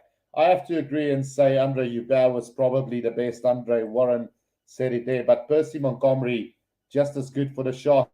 And don't forget the likes of Stefan de Blanche as well, was really valiant for the Sharks in the past as well. So here we go, the kickoff taken by Ulster right on the 22-meter line inside their own half now.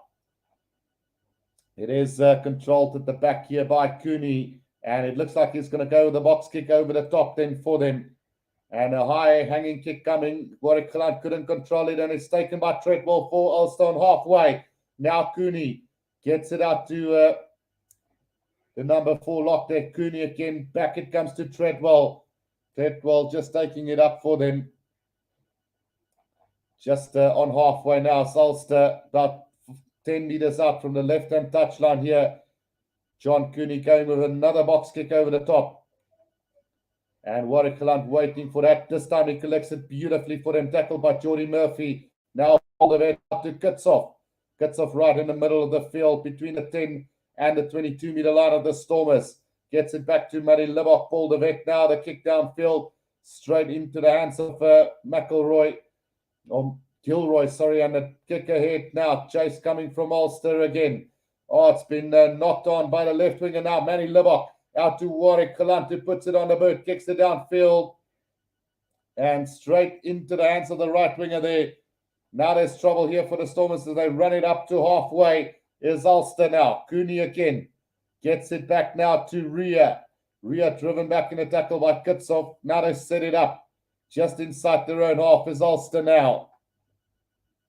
George Cooney waiting for it. Now goes to the box kick over the top again. So a lot of box kicks over the top, but again beautifully taken by Warwick Client now. Right on the 10-meter line of the Stormers. Paul de Wet gets it out to Libbok, who puts it on the boot again.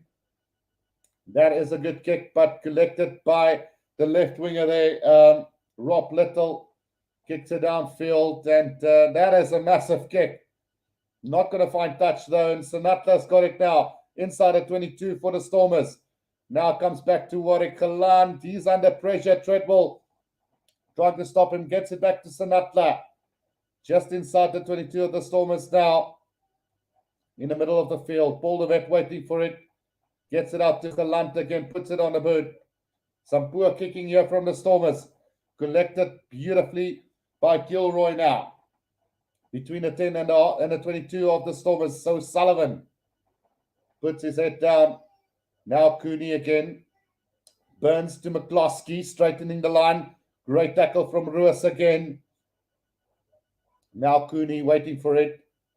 Gets it out to Matty Moore. Now George Cooney again gets it up. Now Billy Burns. Straightening the line is Jordy Murphy. Not rolling away the Stormers. Penalty against the Stormers there. And some really poor kicking display from the Stormers at the start of the second half. 3 minutes into the second half here. And it's Ulster who's looking to start this game strong in the second half.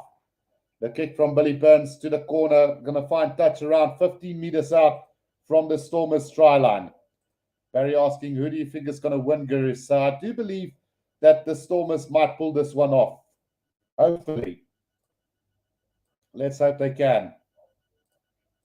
Right, so an attacking lineup coming up now for Ulster, about 15 meters out from the Stormers try line. Can the Stormers keep this Ulster side out? Rob Herring to throw this one in for them. Let's see if the Stormers can defend this lineup. Dwayne Vermeulen and Marvin Weary having a little bit of a scuffle there at the lineup. Right, let's see. Taking their time with this throw in. And now here comes the driving ball from Ulster now. 15 meters out from the Stormers try line. Rob Herring controlling at the back here now. Spins off the back. Takes on Manny Libok and Dion Ferry. Makes it up to 5 meters out from the try line. Now Sullivan gets it back to Ria. And now it's taken up by the big lock forward. Alan O'Connor. Now comes out Billy Burns. Held up in a tackle by Paul de Wet now. Cooney gets it out to Geordie Murphy.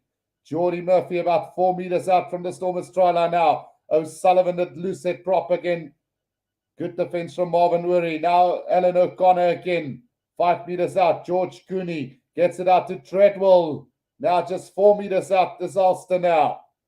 Comes back now Matty Moore. Good defense from the Stormers. Cooney again. Now, it's nearly intercepted by Marvin Wurry, but he knocks it on. So, it's actually a knock-on from Ulster first. So, Geordie Murphy deemed to have knocked that ball on.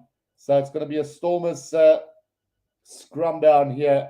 And good defensive display from the Stormers. Andrew Warren says, I hope the Stormers don't choke. This will be a big scalp. Absolutely. So just an injury break to one of the Ulster players for this moment. Andrew Warren says 172 people watching and only 40 likes. Geez, come on, guys. Simple stuff. Press the button. Thanks, Andrew. So do go ahead and press that like button and subscribe to the channel if you guys are new. All support will be appreciated. Right, so it will be a scrum down to the Stormers now, about 5 meters out from their own try line. Can they do this? Don't forget to go and vote as well, guys. 204 votes. Will Ruas outshine Vermeulen today? 63% says yes, while 37% says no. So far, it has been all Ian van der Roos between the two, head on head.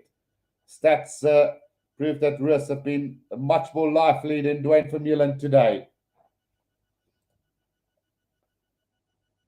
Mania says Ulster forward play is dangerous, and then Stormers have a habit of losing in Cape Town Stadium. They miss Newlands. Right, let's see how this one is going to pan out, guys. Yeah, van der Roos, 3 carries, 189. Well, no, that can't be right. I just missed that stats real quickly from Jeff van der Roos so far. Right, 6 minutes into the second half. Paul de Wet now to feed this for the Stormers. And he gets it out to Warwick Kalant, who's going to put it on the boot now. And he's not going to find, yes, he does find touch, right on halfway. So Rob Little taking that ball in for Ulster, but not going with a quick throw in. Much better kick this time from Warwick Kalant after that opening couple of minutes. It's been really just some sloppy kicking from the Stormers side. Mamania says this new crop of players don't have much Newlands memories. Well, growing up, don't forget Mamania. Everybody wanted to play at Newlands. A lot of these guys actually played their junior rugby at Newlands. Right, Rob Herring controlling that ball at the back of this maul for Ulster now on halfway. George Cooney out to Billy Burns, goes to the cross kick. This could work for that's beautifully taken by the right winger. Now he puts in a little chip kick in behind. Warwick Kalant needing to go back after that ball. Tries to throw a little dummy. St Atlas knocked it on right on the try line. It's going to be a scrum down to Ulster, 5 meters out from the try line. So a brilliant cross kick from Billy Burns on that one occasion. Out to Mcelroy, who collected it, put a little chip kick in behind. Kalant collected it just before the try line, then passed it to Sanatla, who knocks it on 5 meters out. Well, he knocked it on the try line. It's going to be a 5 meter scrum down to Ulster now. Big trouble here for the Stormers.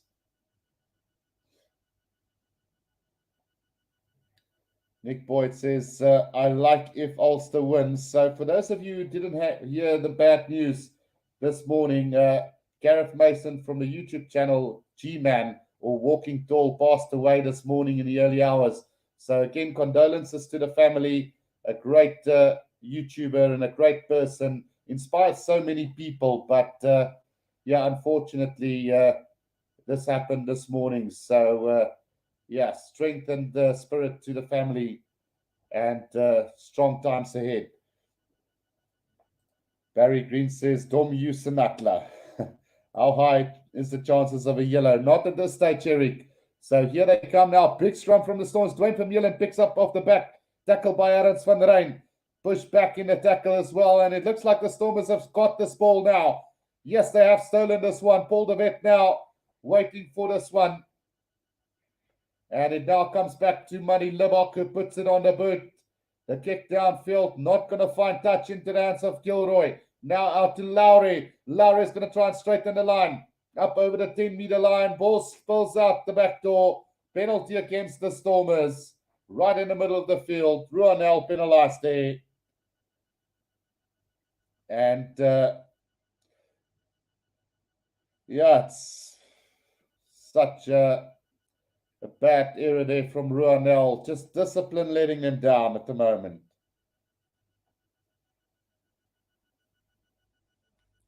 Right, so he didn't give daylight there, was Ruanel, so that's why he got penalized on that occasion. So 20 points to 13. Will be interesting to see if Ulster go for the kick and goal. Now they're going to go for touch again. So they definitely changed their mindset for this second half so far. Or have they? Let's just see what they decide to do. Right, so now it looks like, hang on. Oh, there's a neck roll, a possible neck roll from one of the Ulster players on Ruanel. So they might be penalized instead here. Well, we talked about discipline earlier, and it looks like O'Sullivan is going to be penalized here for foul play. Yeah, it is going to be a penalty to the Stormers instead. So the Stormers let off the hook there. Discipline letting Ulster down. So on the 10-meter line, inside Stormers half, Manny Libok gets the kick away, and he finds touch round about 5 meters outside of the 22. Opportunity now for the Stormers to go on the attack. They need to find the momentum going their side again after leading 14 points to 0 after 8 minutes. They've just let it slip a little bit so far.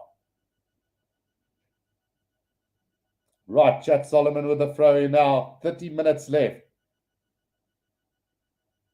Right, here we go. Marvin Wuri takes it in, and a driving maul set up by the Stormers now. Not going anywhere, unfortunately, here. Now starting to move forward is the Stormers maul. Can they get this to move forward? Just a little bit more. It's going to have to come out at some stage now. Yes, it will have to come out, says the referee. Now, Paul de Wet gets it out, and straightening the line was Damien Willemse there. Stormers still got it just outside the 22 now of Ulster. Taken in by Dion Fourie. Oh, Van Roos rips it out of his arms and goes still about 10 meters out from the 22. Here they come, knock on from the Stormers. McCloskey, can he get the pass away? No, he can't. On the 10-meter line of Ulster. George Cooney going with the box kick over the top now. And another wasted opportunity for the Stormers. Manny Libok gets it just outside the 22. Passes out to Sanatla. Sanatla goes with a high kick into the air, chasing after it himself. Taken by Lowry. And the referee is going to penalize Sanatla here. This is a bad mistake from the Stormers. Again, discipline, so vital. So vital from the Stormers. And Sanatla penalized there for a dangerous tackle. We'll just see the extent of it now. Oh, this might be red card territory now. This could be red card territory. Let's just have a look at this again. Oh, his forearm hitting the face of Lowry there. And with all the rules at the moment, that should be a straight red card. At least a yellow, but tempting to be red. Let's see. This is going to be a vital call. Either way, which way it's going to go. And Sanatla in trouble here. So I don't have any audio from my side, so we'll just see what the result is. But I can tell you that it will at least be a yellow card. I can't see other penalties being given reds, and this one gets nothing. Right. Just hearing, well, can't hear what they say, but let's hear what the referee have to say. So he is having a chat now with Kitsoff. So, well, interesting. Nothing. No yellow, no red, just a penalty. So that's good news. That is really good news. Well, in fact, let's just hear. Well, I can't hear anything, but it seems like it won't even be a penalty now. Only a scrum down to Ulster. Wow. That is an interesting call if you compare it to other calls in this competition so far. But I guess it's the Stormers' lucky day, and it's only going to be a scrum down to Ulster on this occasion. Great news for the Stormers and their fans. Yeah. Sharkbrain says, yeah, this game over for the Stormers. So luckily nothing happening with it, and it's not even going to be a penalty. So scrum down to Ulster, run about on the 10-meter line inside their own half.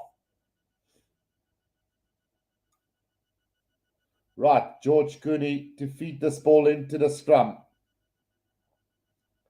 Right in the middle of the field on the 10-meter line in Ulster's possession. Now George Cooney goes with another box kick over the top. And finding touch with that one as well, just about 5 meters outside of the Stormers 22.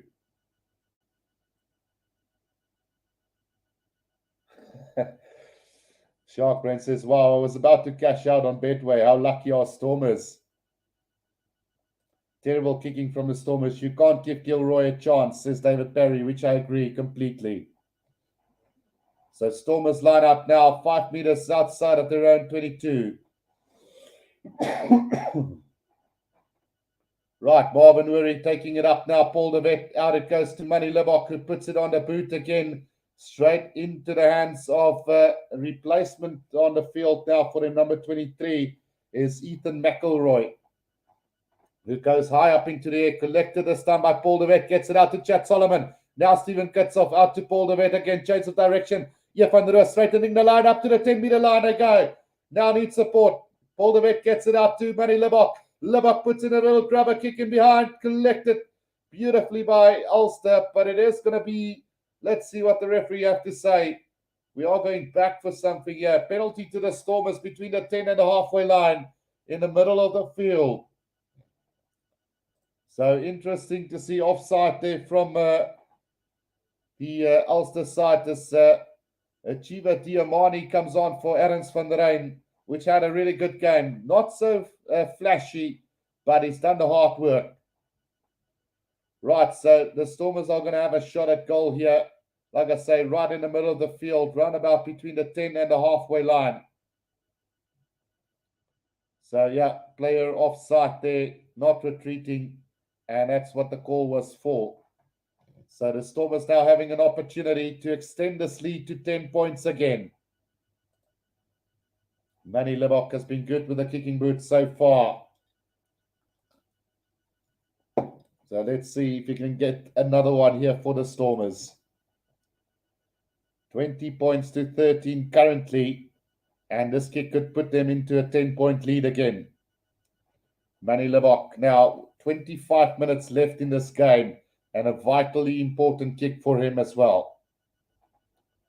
Stormers, I must say, have been really lucky so far in the second half.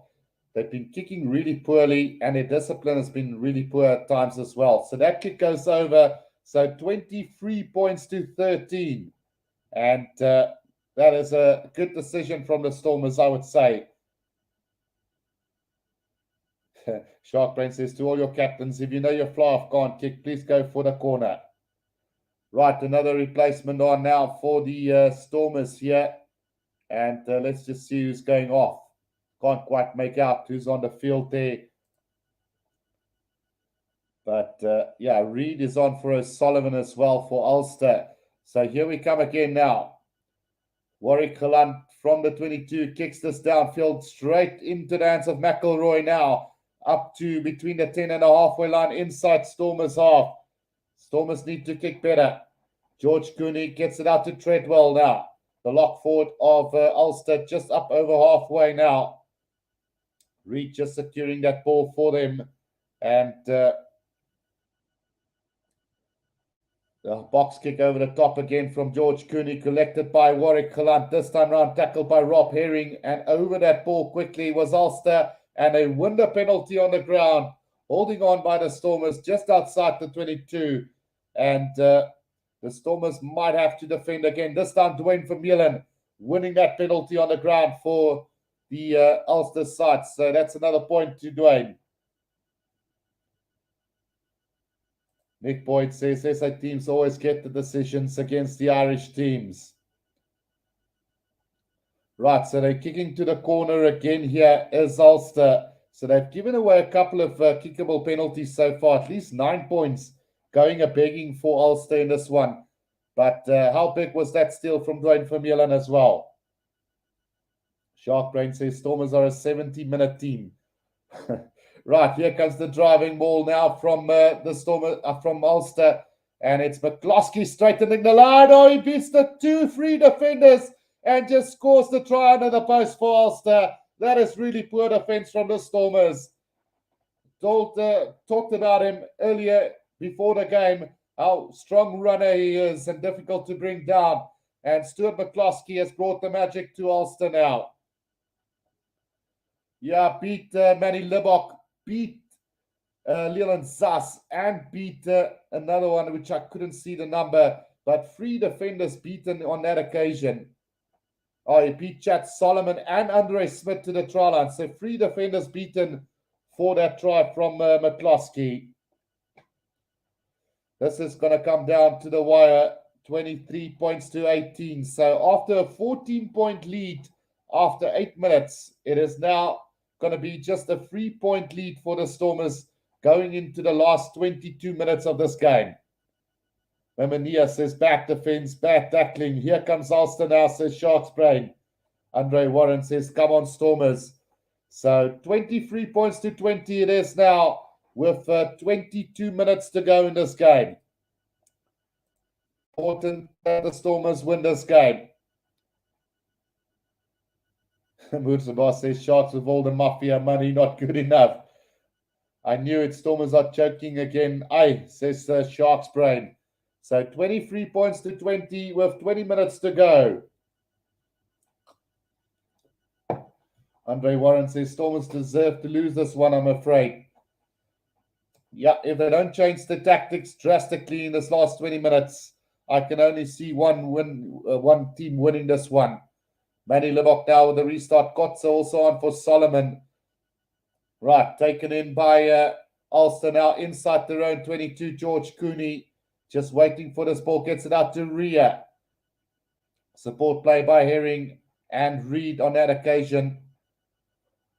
George Cooney again will be going with the box kick over the top now.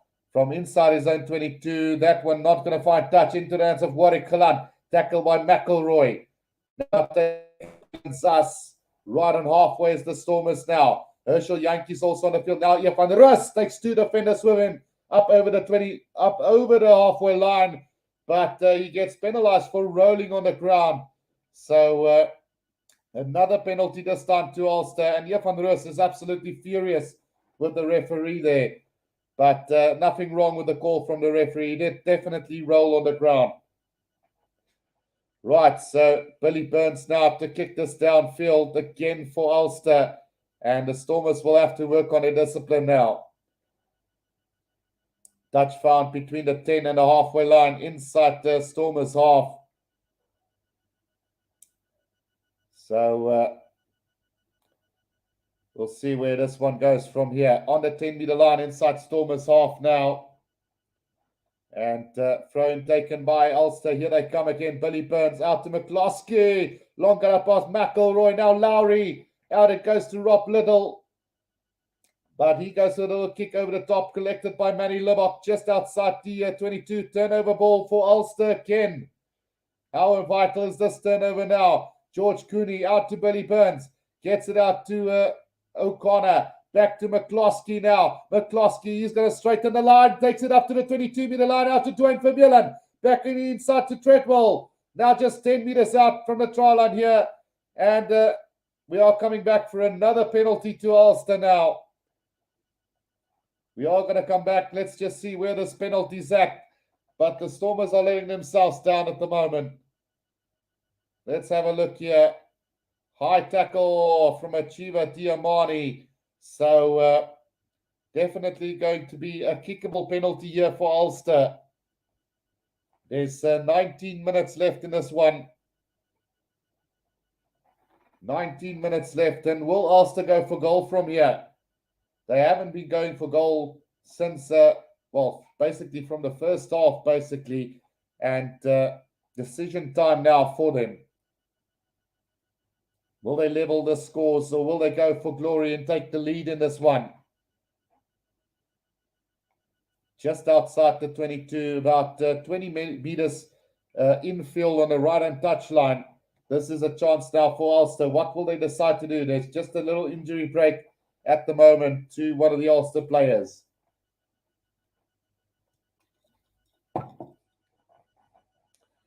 Right. 19 minutes to go in this game, and the Stormers have a slender lead by 3 points. And hopefully they can last this out. Big decision needs to be taken by the Stormers now. Their discipline has been really poor, and they're just kicking ball away at vital times. Dwayne Vermeulen has risen to the occasion here in the second half. 3 carries, 1 gain line success, 2 tackles made, and 1 turnover won by Dwayne Vermeulen. And if you compare it to Jeff van Roos, I think, has made 12 tackles. I think 3 carries as well, 1 gain line meter made, and 1 turnover won. So it's been really close. Shark Brand says, give Vermeulen to take the penalty. Come on, Stormers, says Jerome Goeieman. And Andrew Warren says, come on, Stormers, don't stuff it up. David Perry asking, Cape Town City Stadium, do you get any wind? I don't know. In fact, it is a huge stadium, but I'm sure that there might be some sort of wind blowing into the stadium. Right, so Ulster have decided to go for glory here. Kicks the ball out 5 meters out from the Stormers try line. Can the Stormers defense hold out now? Win prediction is 60% Stormers, 33% Ulster, 7% for the draw. Right, to the back they go. Ria takes it in, and now here comes the driving ball from Ulster. This is looking good for them. Stormers somehow stalls that and brings it down. It's going to be a scrum down to the Stormers. They've managed to avoid that driving ball from great work there. Stephen Kutsoff gets the accolades there for stopping the drive there from Ria. Great work from the Stormers number 1, Lucid Prop. Well done, says Andrew Warren. Mustafa says, lots of time left. Stormers, bring the boogeyman. So I think what I've read the other day is that the Stormers are the second leading team for scoring the most points in the last 20 minutes of the game. So let's see if they can keep that stats alive today. Shark Brain says, Mutabas, you're just a 9 in a oh, I can't say the word. Inevitable. Come on. Right, so here's the scrum down now to the Stormers, 5 meters out from the try line. And Herschel Yankees will have to be quick and get this ball out for the Stormers. 17 minutes to go. Big scrum. Stormers get the penalty. So Kutsoff has done it twice. He's first stopped the driving ball and now he's scrubbed them to pieces. Great work. And that's where you see a quality player as Neetling Forshire and Kutsoff gets the accolades along with JJ Kotze there. Brilliant work from him. So Muddy Lamont now will kick this into touch for the Stormers. Great work from the Stormers at that scrum. And that's a quality side. That's the signs of a quality side, that they can keep that out. But it's not over yet. Can the Stormers keep this 3-point lead that they've got at the moment, or possibly extend it, because that is what they're going to need. Sharkbrain says, I'm counting the clock now. Right, so line out here for the Stormers on the 10-meter line inside their own half. It is going to be JJ Kotze to throw this one in for the Stormers, but the referee just having a word with the Stormers players there. Right, Kitshoff also off the field now, it seems, as it's Brock Harris is on. Now taken by Chiva Diamani. Herschel Yankees now. Manny Libok goes high up into the air. Chase coming from Leland Sass now. Taken by Gilroy. And now George Cooney waiting for it. Gets it out to Reed. Back to Billy Burns. Now there's space opening up here for them as they kick it ahead. Treadwell puts in the kick. And inside of 22 now, Warwick Kalanda's got it back. And he's going to hammer it downfield. But not into touch, into the hands of Mcelroy. Now it's Lowry. Lowry up over the 10-meter line. Here comes trouble for the Stormers now. Ulster up over the 10-meter line and still going. Now brought down by Marvin Woody. George Cooney back to Rhea. Driven back in the tackle there by Herschel Yankees. Now George Cooney, Billy Burns back on the inside. Beautiful breakout here from Ulster. Up over the 22 they go.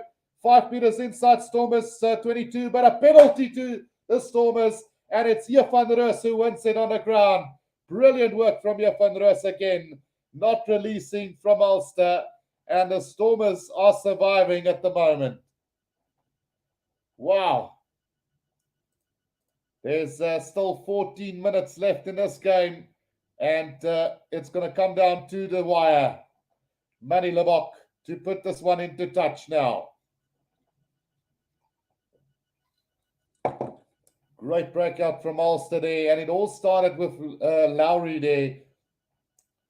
And some great running there from the replacement number 22, Luke Marshall as well on the inside. But luckily for the Stormers, Jeff van der Roos was there to win the penalty for them.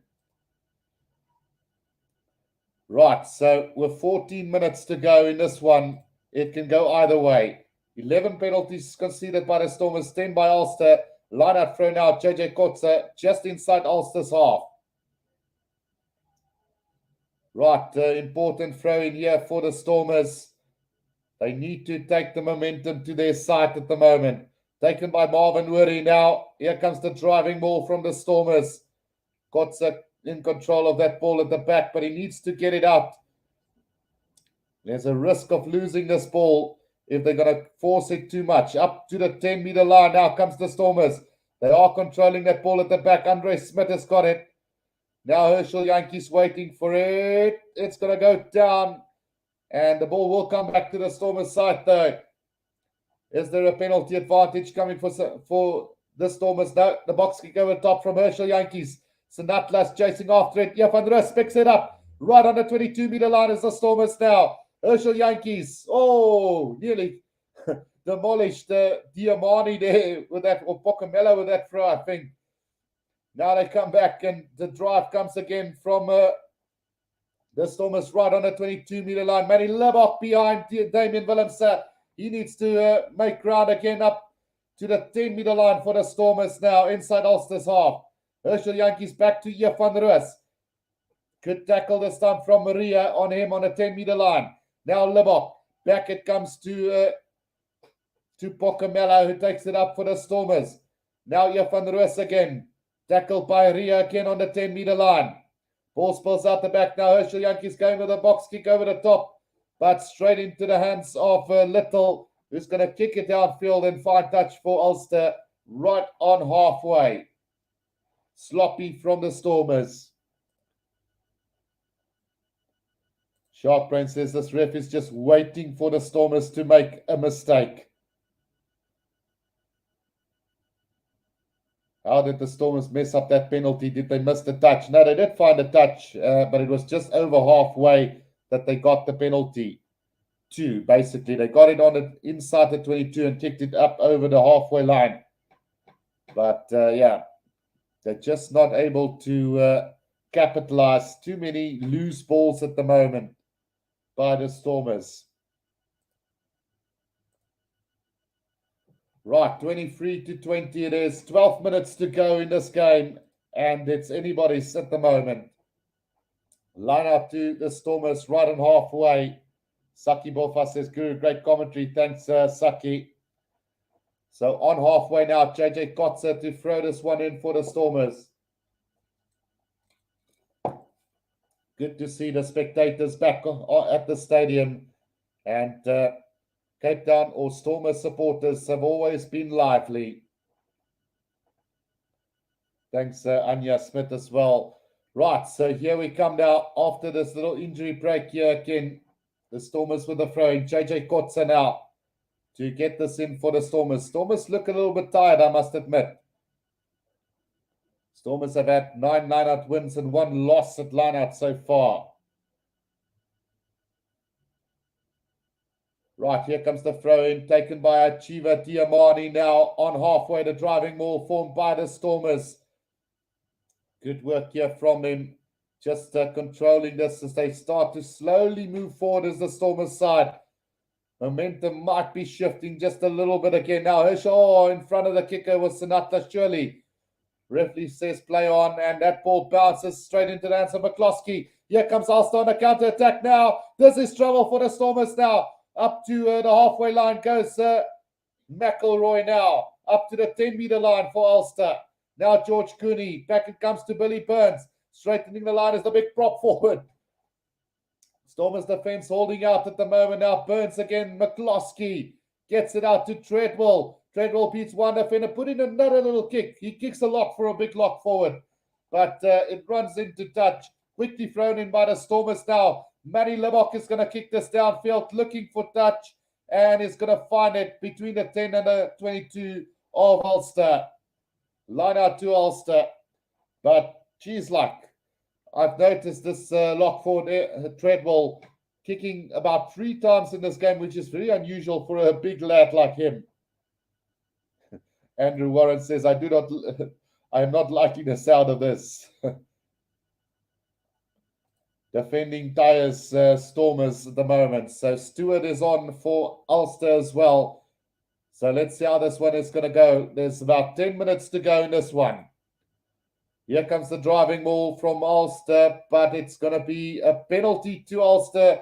Interference at the line-out by the Stormers. And again, it's discipline. So unnecessary. So unnecessary. Sharpray says Stormers have been defending for 20 minutes. How long can they hang on? And David Perry says finally finds touch. True.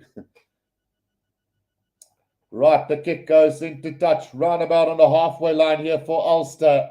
And another attacking line out coming up for them now. 23 points to 20 with 10 minutes to go in this game. Can the Stormers hold out? Antoinette Gerber says, Sharks brain, my nerves. Right, so Willems is off the field as well for the Stormers as Rikus Pretorius is on the field. Now here comes another go from Ulster. Up over the halfway line goes McCloskey now for them. Quick ball now, George Cooney gets it out to Treadwell again. Driven back in a tackle by the Stormers now, Cooney. Back it comes to McCloskey again. Oh, there's another bit of space here for Ulster. And here comes trouble as it Mcelroy up over the 22-meter line. A little kick inside. He takes it himself 5 meters out now. Here's Ulster on the attack. Surely they get it out. Billy Burns. They need to go wide. They're going to score from here. Now it's great work there from Sanatlan on Lowry, who makes the tackle. Driven back. And now just 15 meters out is Ulster. Long cut pass. Here comes Rob Little on Sanatla. He's knocked it on. It's going to be a scrum down to the Stormers. 5 meters out from their own try line. Or will they go for the line out here? They've got a choice here between a knock on and a line out. Stormers defense needs to hold on here. Let's have another look. Yeah, he knocked that ball on and then touch one of the... either way, it's going to be a scrum down to the Stormers, 5 meters out from the try line. So defense have stood strong here. See Elton Yankees in the spectator room as well today. Probably having a rest from his duties in France, I think, or Japan. I'm not quite sure where he is at the moment.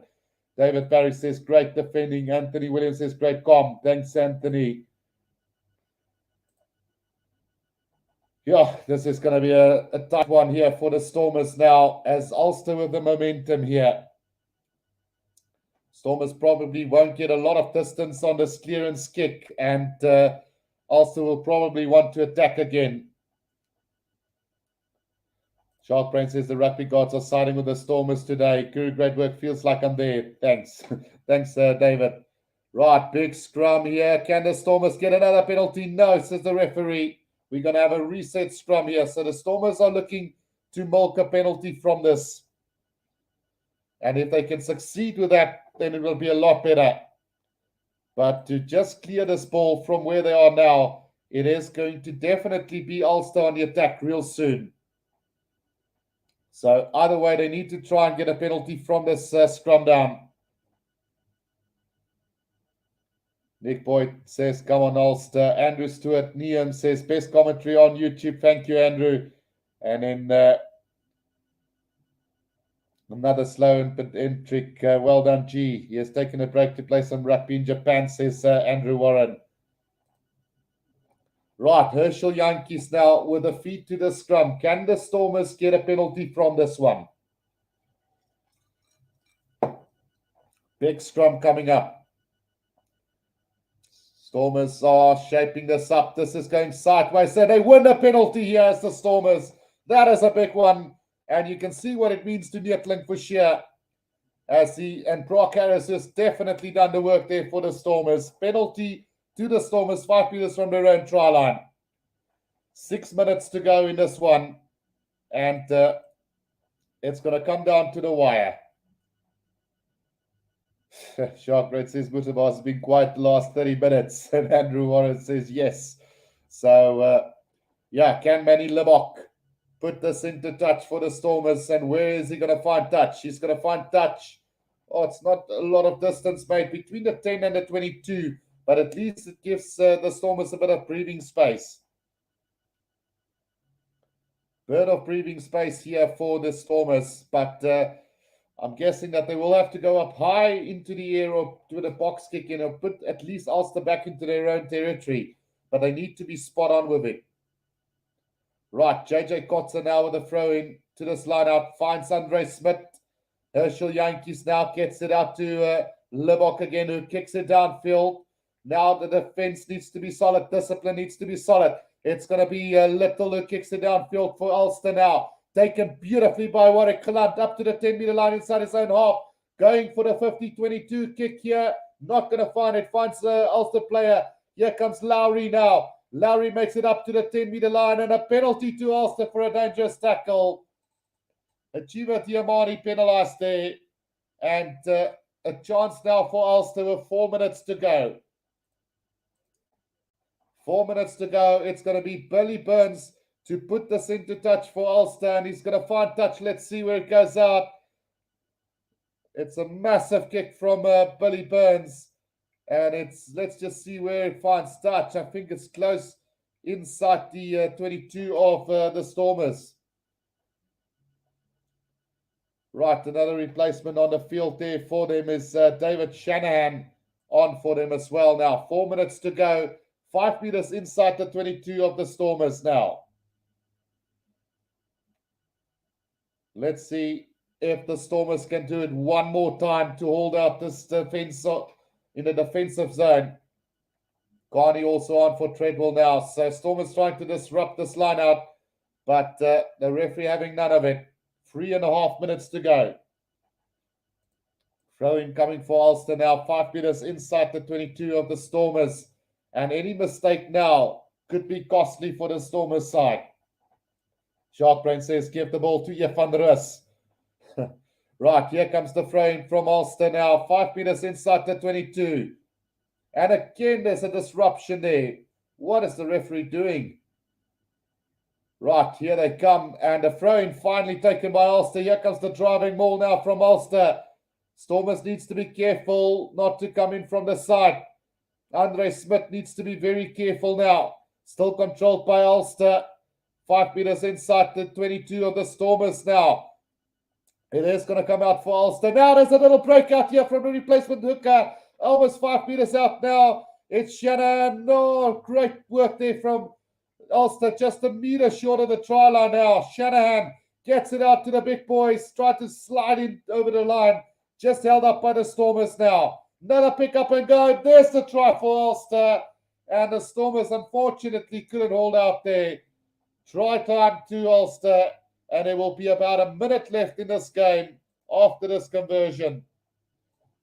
Well, they tried hard as the Stormers there, but just couldn't keep them out. It all started with the breakout from the replacement hooker there, Tom Stewart, who did absolutely fantastic to get up to the 5 meter line just outside of the Stormers try line.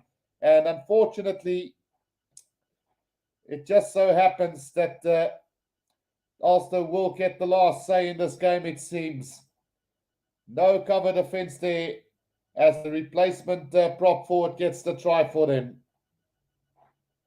25-23 now. And with this conversion to come, one have to feel that there's going to be less than a minute to go. Wait, there's trouble here. They are going to go upstairs here. They are going to go upstairs for something here. It's not over yet. It's not over yet. Not quite sure what it's for. I don't have any audio, but we'll have a look at this now. TMO decision coming up. Was there a little knock on? Was it held up? Oh, it's been knocked on. It's been knocked on by Ulster, surely. That is a big call, and that's a big try-saving tackle. If it is going to be a try-saving tackle, it is going to be definitely Junior Pokamela who's going to get the accolades for that. That looks like a knock-on. Yeah, that's not a try. That got knocked out of his hands. Surely it's got to be a knock-on from Ulster.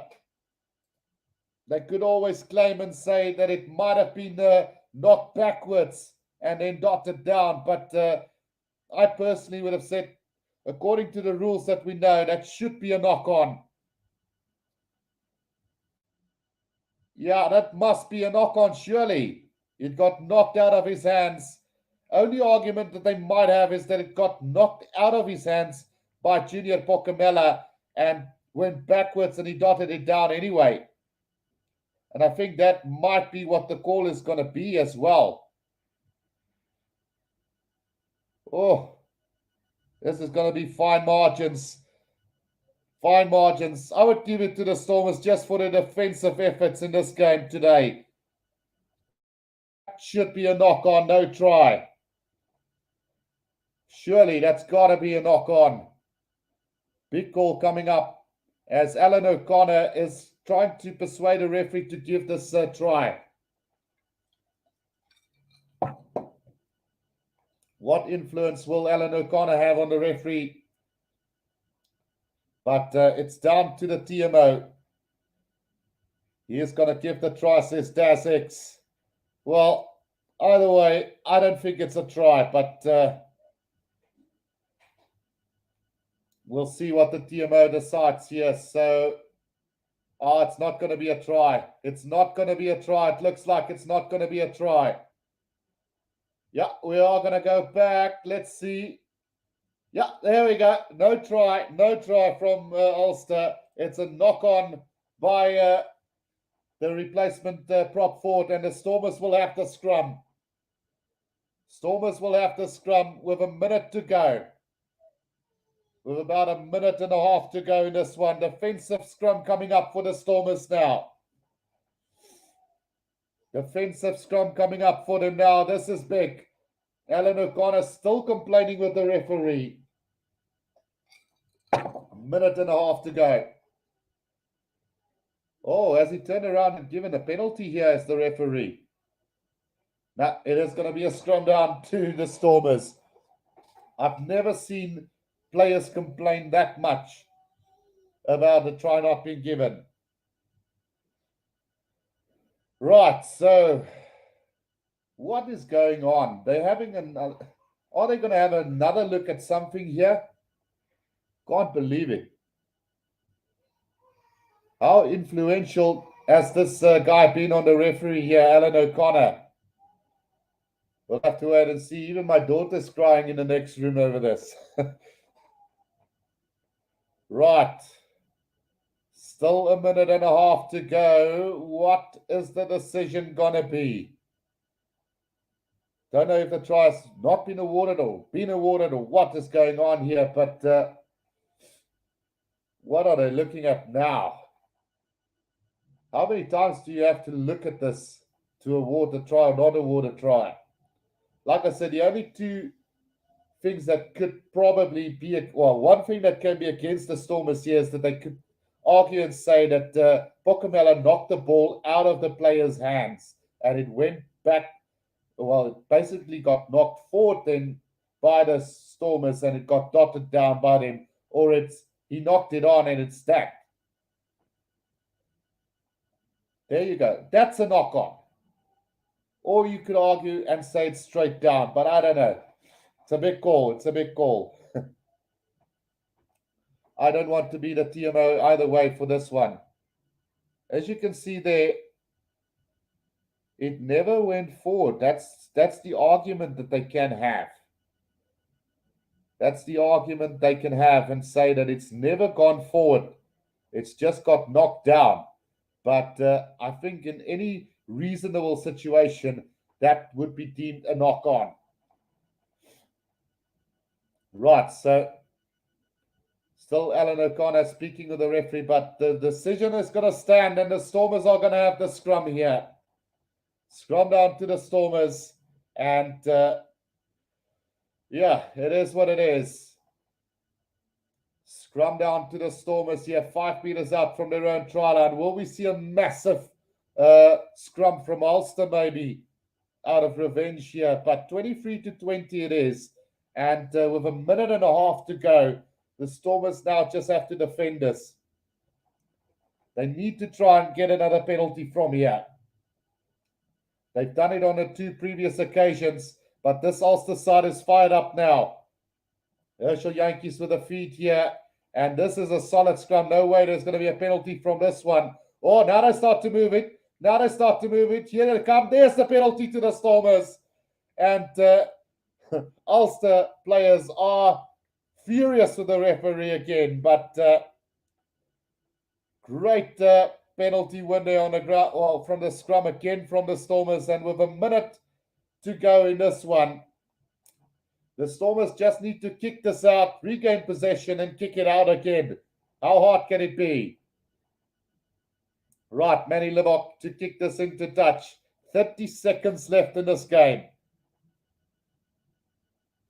30 seconds left in this game. 20 seconds left in the game. And now Manny Libbok is going to kick this into touch. They will definitely have another line out here. So the line out goes out round about between the 10 and the 22-meter line of the Stormers. So all they need to do now is collect that ball, and the game will be over. Collect it and kick it out. I won't have to feel sorry for Ulster on that call. It's a difficult one, but I think it was a 50-50 call, and it went the other way this time round. Right, JJ Kotzer to throw this one in for the Stormers. They just need to collect this and kick it out. Can the Stormers do this? A big line out coming up for them now. And Ulster have stolen the line out. Here they come. It's a last chance now. Geordie Murphy takes it up to the 10-meter line. Now Shanahan gets it out to Reid. Reid stopped on the 10-meter line in the middle of the field. Now it's Billy Burns, McCloskey straight in the line. Beautiful. Up to the 10-meter line they go. Billy Burns again. Now gets it out to Little. Little up to the 10-meter line again. Shanahan. Dwayne Vermeulen puts his head down. Stopped on the 10-meter line as well. Shanahan again. Billy Burns out to the replacement. Mcelroy. Out it comes to the right winger there. They've lost a bit of ground as Ulster now on halfway. Billy Burns out it. Oh, thumping tackle from Ruanel. And this could be the part where the Stormers get this. No, they won't. Comes back again. Billy Burns now beats the first defender on the 10-meter line now. Here they come again. Geordie Murphy now inside their own half. Is Ulster now on the 10-meter line. McCloskey McCloskey brought down on his 10-meter line now. Shanahan again. Here they come for one last opportunity is Ulster now. Shanahan gets it out again. Billy Burns out to Geordie Murphy. Can't get past their own 10-meter line is Ulster at the moment. Still working it now. Here comes Lowry. Stopped again. Penalty to the Stormers, and that is going to be the game. They just need to kick this one out as the Stormers now. Great work from Junior Pocamela. He's definitely saved the Stormers this game here in the end. Yeah, so Herschel Yankees, will he have the honor to kick this one out? Let's see if he's going to kick this one out and just finish this game. This is a massive win for the Stormers today. Whoa, they're just going to tap it and kick it out. Manny Libbok puts it into touch, and the Stormers have done it. 23 points to 20. Victory for the Stormers, and controversial or not, this is a great victory for the Stormers in the end. Hope you guys enjoyed the stream. I'm going to get ready for the Sharks one right after the break, so don't miss that one. I will be back in just 5 minutes. Until next time, guys, cheers for now.